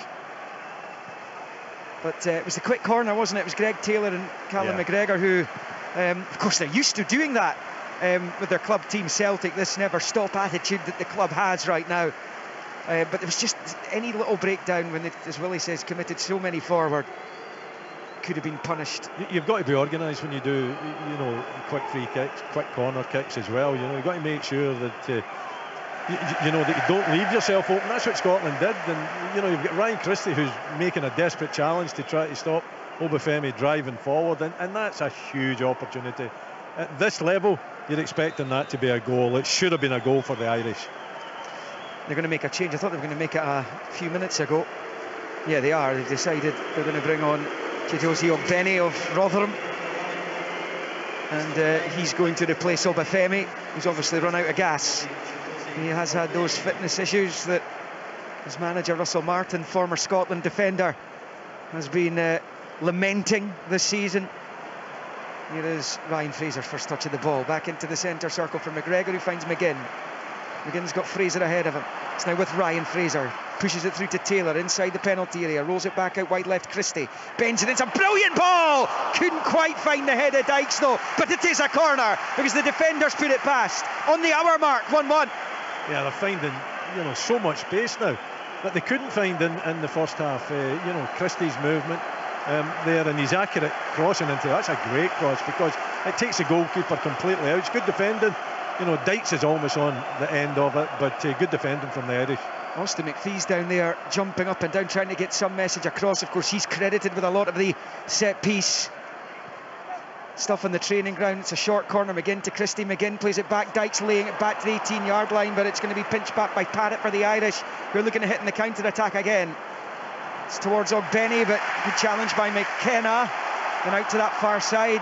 Christie couldn't quite get it into his stride as John McGinn tries to make the challenge there. McLean gets it forward. Ogbene's going to give chase here. Jack Hendry facing his own goal as well to get it back to Gordon, who plays it straight back off Ogbene. And fortunately for the Scotland number one, it bounces straight back to him.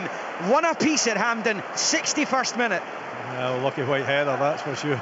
I think Craig Gordon normally so assured that as the ball's played back to him, he is under a little bit of pressure, but he mishits it completely right back to the substitute, who if he puts it anywhere else, it's a goal. It just goes straight back into the arms of Craig Gordon. So fortunate to see that opportunity, and a big opportunity. Ogbene, putting Henry under pressure. It is a tight back as we're watching. Yes. Our old friend Packy Bonner in the stand there with a smile on his face. I don't know what he's smiling about because we're back in this game. Yeah, Mr. and Mrs. Bonner are here watching on, of course, Republic of Ireland legend. So much so, they launched a stamp with his face on it.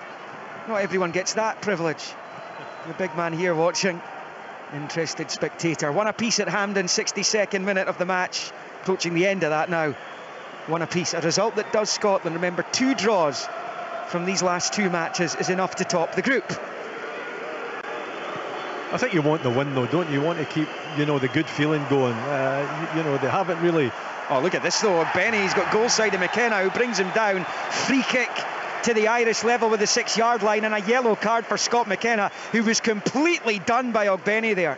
He got too tight, didn't he? He got too tight to the striker, and he just cut in right across him, and he takes him out of the game. It's a yellow card, there's no doubt about that. Scott's got to be more cultured in how he defends that situation and get himself back goal side rather than going in for the challenge. And that little dink over the top of him, and it leaves him totally exposed, and he has to take Ogbene out the park really, and he gets that yellow card. Still a danger though. Set piece just outside the Scotland box. It's about halfway between the corner flag and the 6-yard area, so just a couple of yards, a few feet away from the penalty box, a couple of yards from the byline, and Cullen's over it. Nervy moment here for the Scottish supporters. 63 in it, 1-1. Cullen takes it right-footed to the back end of the box, but it's flicked away, and Ryan Christie puts it up high into the sky. But it goes down to that left-hand side. Offside flag was up though. A quick offside decision there, Willie, would you believe? It's funny, they can put the flag up quickly when they want to, can't they? Yeah, but when it's glaring and it's right in front of you, and you're looking right across the line there, and he's got the 18-yard line as a gauge as well, and he knows that it's offside. But the goal that was chopped off eventually for the Irish in the first half was blatantly offside as well, and I don't know why the flag didn't go up early then. Took the Scots a while to recover from Nathan Patterson's injury the other night. They've had to lose another couple of fullbacks tonight. Kieran Tierney in the first half, Aaron Hickey in the second. Beginning to look a little bit light in that department. Alston and Taylor on just now though. They won't want anything happening to those two. The Irish in possession. It's rolled out to this near side for Docherty. Forward to Ogbene.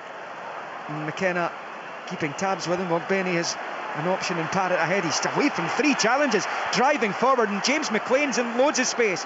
Left-hand side of the area, twisting and turning against Ralston. Low ball comes in. It's only half clear. The shot at goal's blocked there. As it was thundering towards goal, it was Malumbi's effort. As McLean picks up level with 18 again. His cross comes in. He's got it into the box and then headed away by Taylor. Parrott was there. Taylor will prevent the corner down on the near side. Looking a little bit dishevelled all of a sudden, Scotland, who started the second half so well, found that equaliser. But ever since that chance for Parrott on the counter from the Scotland corner, when they were very much on top here, looking to get their noses in front, they've been all over the place at the back. It's been very jittery. 65 on the clock, 1 apiece. Well, Benny's been a problem for Scott McKenna. You know, he hasn't dealt with them particularly well, giving away the free kick. You know, being too rash in the challenge, getting too close to him and getting turned. And that occasion there as well, it was Benny again on Scott McKenna, and he allows him to turn this time and really causes us problems, because we're all over the place at the back. And you know, I think Scott's got to calm himself down a little bit, you know, get back to what he's good at, being a good defender. He's just let it drop a little bit in the last 5 minutes. The whole team has. And giving the ball away again. McLean picks up on the left. It's a long one looking for Ogbeni, the header from Ralston. It's Parrott though, he'll pick it up, and he works a 1-2 brilliantly. Really good give and go there, and then there's a shot at goal which is harmlessly wide. Goal kick. It's well passed in the end from Malumbi, I think it was. No, it was Knight, in fact. He's about 25-30 yards from goal, claiming he was fouled there, but it goes behind for the goal kick, which is taken short by Gordon to Hendry, and then out to Ralston, who finds McGregor. 2 Celtic players, and then Ralston into his own box for McKenna, who plays it out to Taylor on this near side. 1 apiece, 66 played. Up towards McGinn, chests it back to Christie. Now McGregor. Left-footed ball to the right of the centre circle for Ralston. Fires it forward brilliantly for Ryan Fraser, who's in space. Right-hand side of the box up against McLean. Drops the shoulder. Right foot cross comes in. McGinn's gone down in the 6-yard box. It will be a corner initially given here, although the protests from John McGinn are not the loudest, which tells its own story. It stays 1-1 in the 67th minute. Yeah, I don't think it is an infringement. Are they asking for it to be looked at? I don't think so. But the arm was out. Oh, he's got his finger up to his ear as if he's taking on some kind of advisement. They've obviously told him it's okay. It's a Scotland corner, Ryan Fraser to take. We know what he did with 2 of the corners he took the other night. Here he goes, can he find Dykes again? And it comes. This time it's headed clear by the Irish. McGregor's cushion header back for Christie. Looks up to see if Fraser's still an option. He was, but he decides to turn in field instead, and it's a poor ball looking for Dykes out to the right, headed away by McLean as Callum McGregor puts it out for an Irish throw-in over on the far side. It's 1-1. We're approaching the final quarter of this penultimate Nations League B Group 1 encounter. A draw puts Scotland back at the top of the group this evening, ahead of the match in Krakow against Ukraine on Tuesday evening. The prizes for winning this group are huge. Make all the difference to the next couple of years of international football for the Scottish side. Well, they've turned it round, haven't they, in the second half? I think you know, Steve Clark will be more than pleased with what they've done in the second half, beginning to find pockets of space as well in behind the Irish defence, who have been so hard to break down in that first half. So it has been an improvement in the second half, and you just hope that you know, you can continue that improvement, keep the back door closed as well. That's really important too, you know, and open them up, and if you can, you know, create another opportunity or two, take them. They do tend to score, Scotland. They have done tonight. Jack Hendry's McGregor comes forward to look to repeat the trick. Here's McGinn, rolls it to Fraser in the overlap. He's inside the box, looks up at the goal, he shoots, and a brilliant save, you have to say, from Gavin Bazunu. Full stretch, and he puts it behind for a corner. Ryan Fraser was on the money with his effort there. Stays 1-1. Yeah, but again, you know, the Irish are going back and back and back now, and you know, Fraser takes up a really good position wide. He can't get picked up there. The wing back is tucked in. He then decides to take him on and have the strike at goal, and it's a very decent strike. In from Fraser, McGinn's little header towards the back post, and McTominay can't get anything onto it, and the Irish clear. 2 big chances in the space of a minute, less than that for the Scots. 69 on the clock, 1-1. Yeah, well worked again, and Ryan Fraser accurate with the cross into the near post. Is it McGinn that gets it, the little header on it? A little flick, very intelligent flick towards the back post, and McTominay almost in, but you got to say good defending as well from the Irish. Throw in for the Scots towards McGinn, tries to keep it in play. He does that, otherwise it was going to be a goal kick, but it's the Irish who pick up. Not the best clearance in the world, and McGinn has it the right angle of the box, sweeps it into the area, high looking for Dykes. Headed away in the end though by Nathan Collins, and then Christie's brought to the ground by Docherty. And Scotland have a free kick in an attacking position about 10 yards from this near side touchline on the main stand side in the final third. Yeah, it's a rash challenge, no doubt that it is a free kick, and you know, I think the Irish are losing their discipline perhaps just a little bit. They haven't been as solid defensively certainly as they were in the first half, and I think that's down to Scotland and the changes that they've made and the movement and the responsibility that they've taken on in the second half. 70 minutes played. This is about the time the party began on Wednesday evening against Ukraine. The first of the 3 goals went in. Fraser takes the free kick into the box. It comes, it's flicked towards goal. McTominay can't get anything onto it, and the referee blows his whistle, and it's an Irish free kick inside their own box. So the final 20 minutes here, Scotland 1, Republic of Ireland 1. John Rankin's watching this one with us here on Sports Sound. John, where do you place this game just now if you were Scotland manager? A draw is fine. There's 20 minutes to play against an Irish side that's looked dangerous when it's hitting the counter. Yeah, to be honest, I think the way Scotland's playing, the wind's in the grasp. I mean, it's there for the taking, but again, it's do you roll the dice and take a risk? Now, for me, the danger that Ireland possess is when Scotland's in possession. 2 of Callum McGregor's slack passes have allowed the opportunity. And you look at the first one, it allowed the Docherty challenge when it was short for Greg Taylor, and then the second one at the edge of the box, and it ends up 2v1, which results in Hickey getting taken off, which resulted in Scotland taking 10 minutes to adjust, and the flow of the game dropped. But again, we've got back into it just now, and John McGinn's got a big impact. But the second half, we're talking about it at half time and how we're going to influence the game. The fullbacks getting on the ball to draw the wing back out for the switch of play has caused them problems, because we're going from one side and down the other really quickly, and we're getting balls into the box, and not only that, we're now getting numbers in the box as well. So we're creating space, and runners are going into it. So a big improvement in the second half performance so far.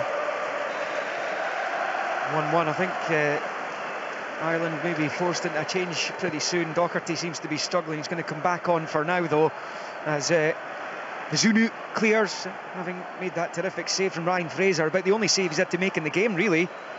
He played almost 72. Scotland win it back over on the far side. Fraser involved. Here's McTominay, certainly backed his best.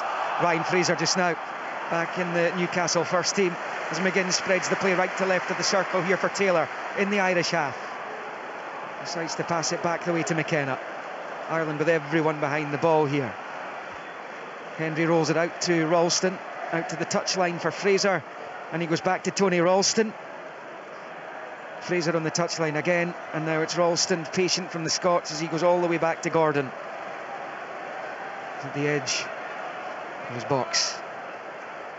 Plays it out to Greg Taylor on the near side, then back to McKenna, to Gordon.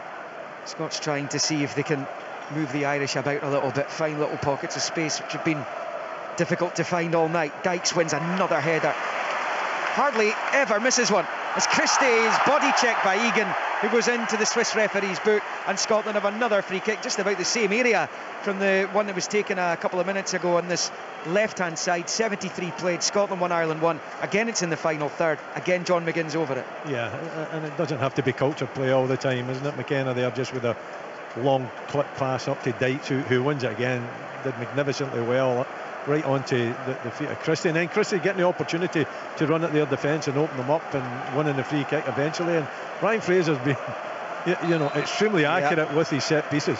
He takes this one right-footed, Benningham. This curse of the commentator. What a surprise, curse Willie! Of the commentator. Was always going to happen. He actually had John McGinn as an option to his left if he wanted him. McGinn had left the scene, having been over the free kick initially. Fraser took it, and it's a bit of a waste, and the Irish come away with it again on this near side with Burnley's Nathan Collins. Leaves it to Docherty. It's back with Collins, and now it's with Egan. Give the Irish the lead in the first half. It's a long one for old Benny. He's offside. Up goes the flag.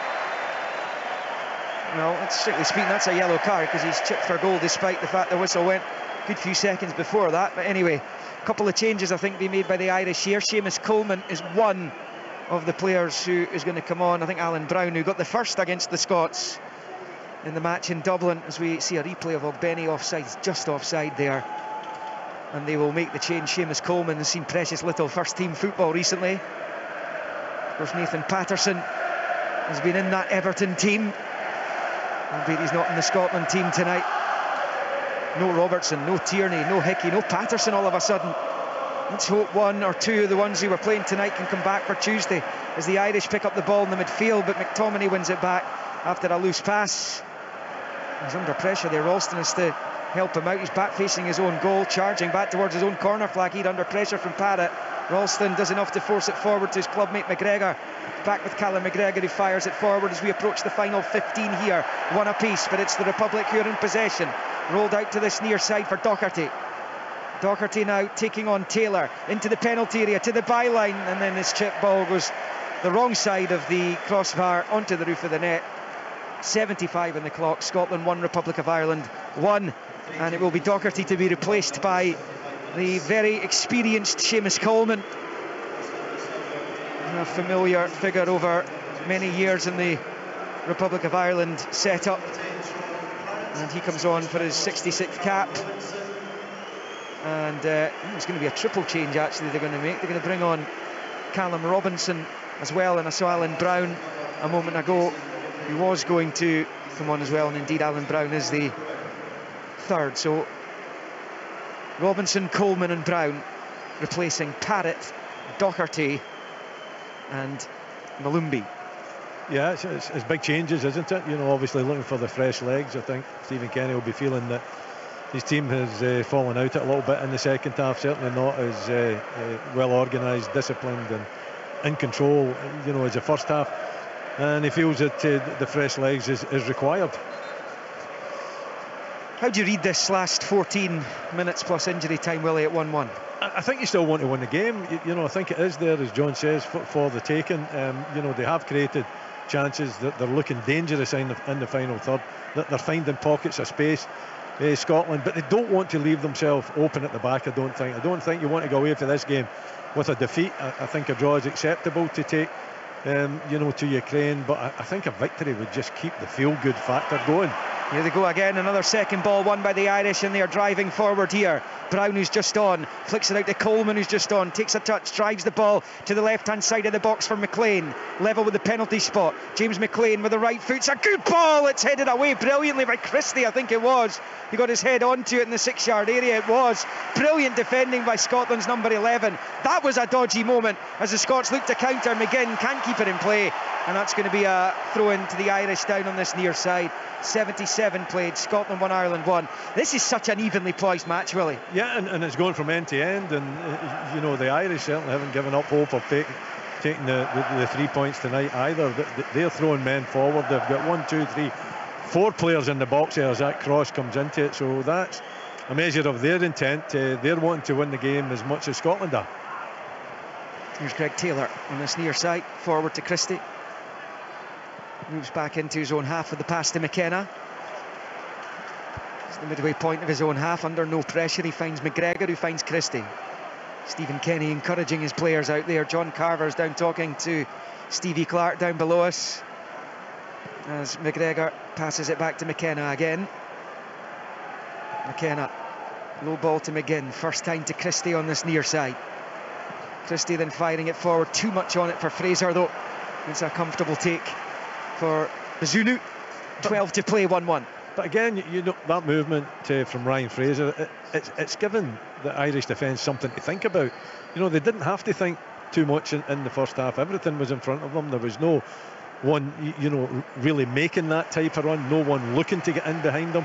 So, you know, that has been the big improvement in the second half, and it's turned the game around for Scotland. Che Adams is getting ready to come on down below us as well. Dykes emerges with the ball. He's a little bit fortuitous, but he has it, and he rolls it to Ralston, who finds Fraser. Fraser with the outside of the boot for McTominay. He's had a quieter night tonight. Out wide right though, chance for Ralston to cross, which he does. Diving header away, he's only half clear. McGregor with the touch, the shot, blocked, corner. That's better again by the Scots.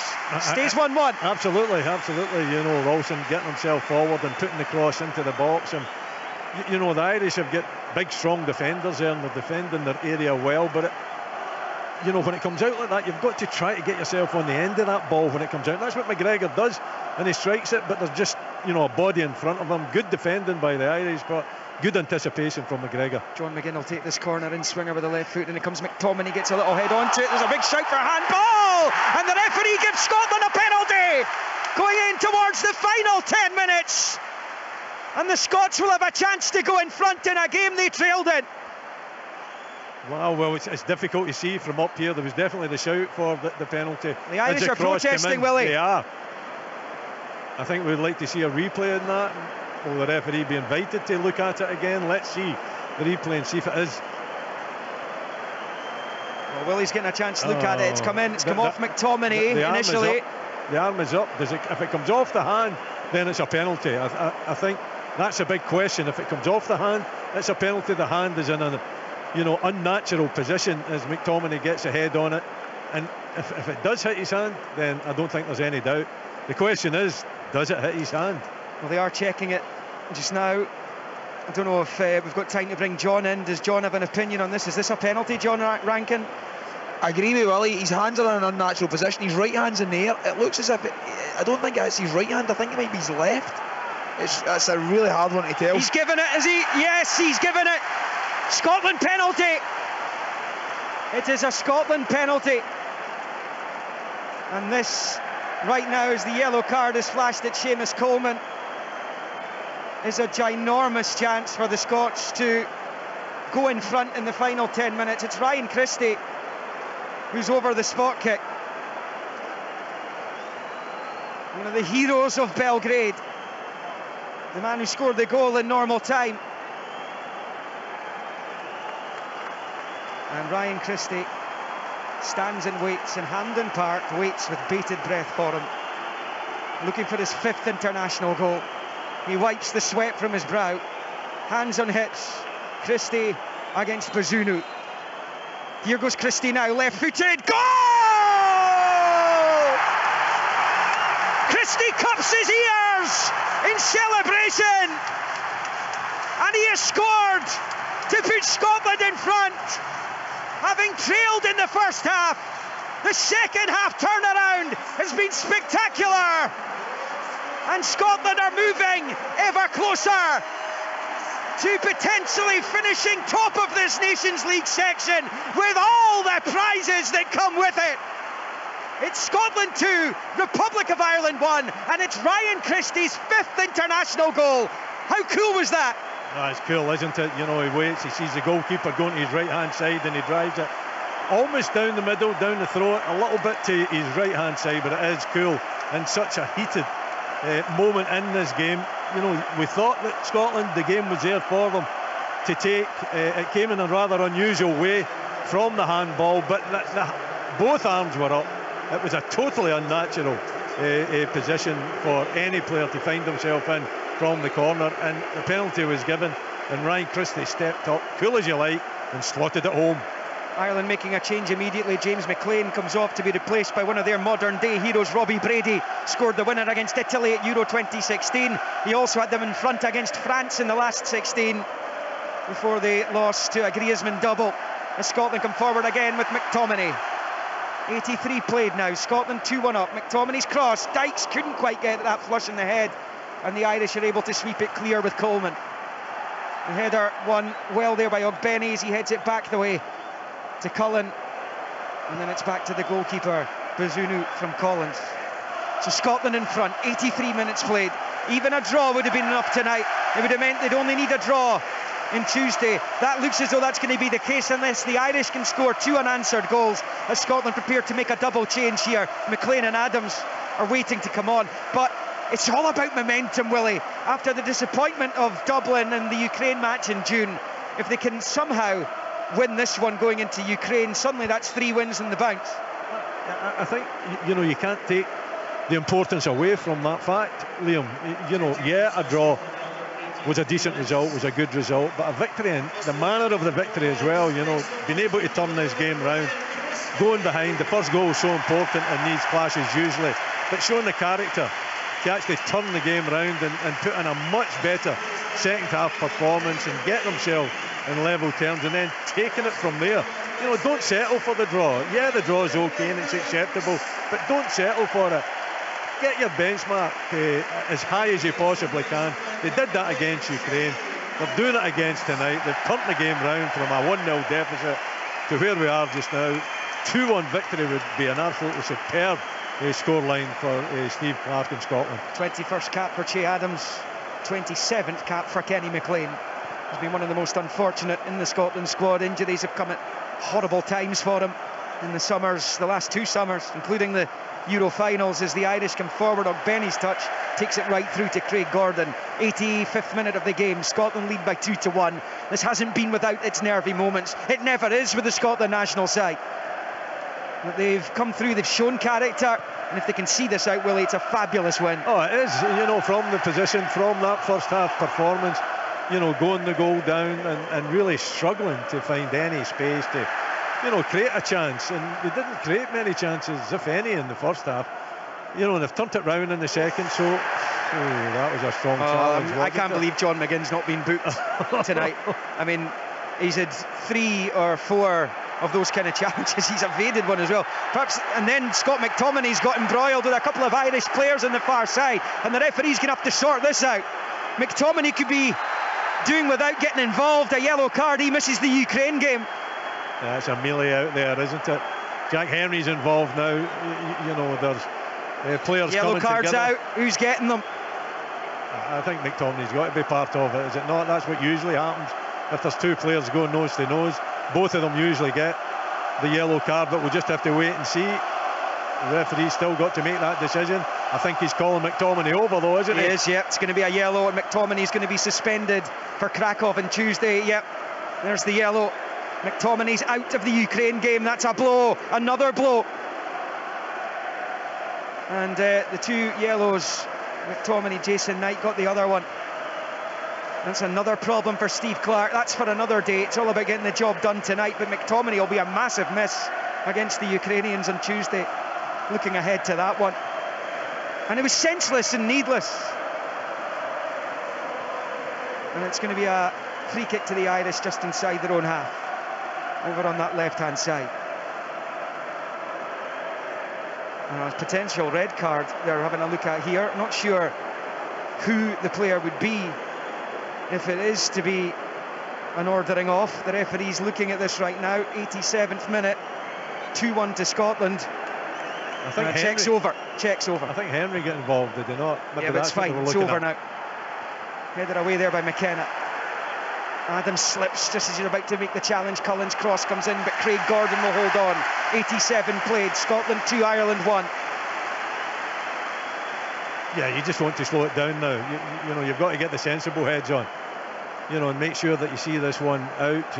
Only a few minutes to go before that final whistle. They've done the job. You know, it's been a tough slog throughout the night. It hasn't been, you know, one of their better performances, but it's been full of character. McKenna's header out to the far side. Ralston's also headed it forward, but pinched back by the Irish in the midfield and nipped forward to Ogbeny. We'll turn it out to this near side for Collins. Looks up at the Scottish box, chips it into the back post and flicked behind for the corner by Ralston. 88th minute, 2-1 to Scotland, but the Irish suddenly feel as though there's a point in this for them. I think they've always been positive in the second half when they've had the opportunity to go forward. They certainly put men forward, and you know, they see the clock ticking down. They see an opportunity, you know, to get something out this game, and they're throwing bodies at it. Robbie Brady over the corner, outswinger with the left foot coming up. There's pushing and shoving in the box again, which the referee's going to have to sort out. He's had a busy few minutes as Sandro Schaefer. Much busier than he was in that Celtic Real Madrid game here a couple of weeks ago in the Champions League. And once again, there's an Irish player gone down onto his knees in the box, unhappy with a challenge. John McGinn involved again. Outswinging corner coming up for the Republic here as we head towards minute 90. 2-1 to Scotland. In it comes, left-footed, bending into the 6-yard area, and the header, I think it's going to stay in play. Ogbeny's going to get onto it, right-hand side of the goal. McGinn wins it back brilliantly for the Scots. Now he's going to charge forward. McGinn forward to Ryan Fraser, who's paced to burn. Can the Scots seal the deal here? Ryan Fraser driving at the Irish box. He shoots well wide with the right foot, and it stays Scotland 2, Republic of Ireland 1. We're in the 90th minute now. That's a good break from Ryan Fraser, you know, and he drives fully at it. He does have Che Adams on his right hand side. He's got McGregor coming up on the left as well, so he had a couple of kind of opportunities there. Listen, no problem with him taking it on in that situation. You know, it's there for you know, the little man to find a piece of glory and you know, a piece of his own glory this evening. And the fact that he's turned round and been so positive with the drive forward, then he's got every right to strike it. He just doesn't strike it well enough or accurately enough. He's a fabulous player, Ryan Fraser. He should have so many more caps than he has. He's earning his 24th tonight. Made his debut against England in the Griffiths free kick game. Won one of the free kicks in one of his first acts as a Scotland international at full level. Here come the Irish though down the left with Brady. 4 minutes being added on. We're in the first. In comes the cross and the flick for goals. Caught there by Gordon. It was Coleman's flick at the left angle of the 6-yard box. Got himself into a fabulous position. But Gordon holds on decisively. And it remains Scotland 2, Republic of Ireland 1. The Scots getting ever closer to 3 successive wins against Armenia and Yerevan, and 2 here at Hampden against Ukraine and the Irish, and it will all lead to that match in Krakow on Tuesday evening. And what a night that could be for the Scots, who, unless the Irish scored 2 unanswered goals, a draw would be enough to finish top of the section. The incentives are huge. Coleman with the up and under. McKenna's there, though he heads it clear. Heading towards the end of the first of the 4 minutes of stoppage time at the end of the second half. Seamus Coleman has it. Has it on the left foot, midway inside the Scotland half. It's a big switch of play. Out to Brady, who controls on the chest. He's got support out there if he wants it from Robinson. Robinson looks to cross the ball and comes off McTominay. Back to Robinson on the far side, up against Ralston. He's twisting and turning, looking for space on the touchline. In it comes, and there's a header at goal, which is held on to comfortably by Gordon. It's Coleman again. He's just left of the penalty spot, and Gordon holds on, and it stays 2-1 to the Scots. You could be doing with playing a lot more of these closing stages up the other end of the pitch. Yeah, I think that would settle the nerves a little bit, but to be fair to the Irish, you know, they're putting a lot of effort into it. They haven't given up hope. Brilliant from Adams, and then Fraser's wiped out over on the far side. The referee is going to be out with the card here for Brady. It's not long on. He was away there. He'd ridden the challenge, and it's a professional foul by Brady, and Scotland have a free kick over on the far side, but that's fine. That eats away the seconds for the Irish to try and find an equaliser. We're down to the last 2 minutes of injury time. It's quite a challenge though, isn't it, from Brady? You know, no attempt to take the ball at all, just taking Ryan Fraser out of the game. He's at a low centre of gravity. He tends to deal with these tackles, and I think he's well used to them. When he gets that head of steam up and he's positive and he takes on defenders, inevitably it doesn't leave them with too much options but to take him out. Here is John McGinn wide on the right. The Scotland supporters sense victory. It's close. It is close. McGinn down in the corner flag, just eating up the seconds that are remaining. It's about a minute and a half to go. McGinn still has it. He's so strong, and he's won a throw-in down there for his team over on the north stand side, to the delight of the supporters over there. Just over a minute left, Willie. They're nearly there. Nearly 3 more points in this Nations League. Yeah, there's many ways to win a game, isn't there? You know, a very poor first half, turned it round in the second half, but the most important thing is that you win the game of football. You know, it's not as pretty, it isn't as elegant as what we witnessed on Wednesday night, but it was full of grit and determination, and most of all character and belief, and I think that's what's got them through in the second half. The changes were important, the attitude, the responsibility taken on in the second half to turn this game round. Well, looks like it's going to see them out with another fabulous victory and set them up for that game on Tuesday night, which will be the opportunity for, you say, as you say, Liam, you know, to really make their mark in world football, certainly European football. What a corner as well. Brilliant from John McGinn, assisted by Ralston, and Scotland have a corner deep in the final minute of second half injury time with a 2-1 lead. A perfect scenario. The 2 over it, and in no hurry to take it. I make that time up.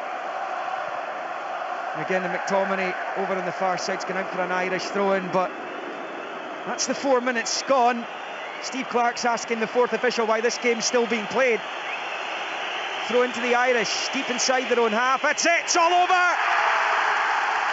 3 wins in a row for the Scots in Nations League B Group 1. And they've had to do it the hard way tonight. After the flamboyance of the win over the Ukrainians on Wednesday, this was all about the grit from Steve Clarke's team, who trailed to a John Egan goal in the first half. A difficult first half, a first half they didn't really get going in. But Ryan Christie stepped up, an assist and a goal from Scotland's number 11. First crossing for Jack Hendry, who began the move himself, as Hendry's header found the net via the far post, before Christie slotted home a penalty awarded for handball to ensure the Scots win this game. They knew if they didn't lose this one, a draw would do them in Krakow against Ukraine on Tuesday. A heck of a lot to do, because we know how good Ukraine are. They didn't display it here on Wednesday, but they surely can't be as bad as they were in that game. There's other yellow cards, by the way, being dished out down there, so we're going to have to consult the paperwork afterwards. I think Jack Hendry's been yellow carded after full time. I'm not sure if anyone else has been. There was a couple who were in danger of being suspended from that match on Tuesday with yellow cards tonight. Scott McTominay was one of them, and he was yellow carded. But tonight the Scottish supporters will celebrate. It's another big victory as they look to try and finish in pot 2 of the Euro 2024 qualifying draw, which is in a couple of weeks' time. I can't emphasise enough just how important it will be to be in pot 2. It would be such a good way to finish this campaign off if they can seal that, and of course the massive prize of sealing a playoff place before they've kicked a ball in that Euro campaign. All they need is a point. 1 point is all they need from Ukraine on Tuesday. Sounds easy when you say it like that. Tonight, though, as I say, it's all about celebrations. A come-from-behind victory against their Celtic cousins, and a bit of revenge for the doing in Dublin. It finished here on Glasgow's south side at the National Stadium, Hampden Park. Scotland 2, Republic of Ireland 1. Scotland.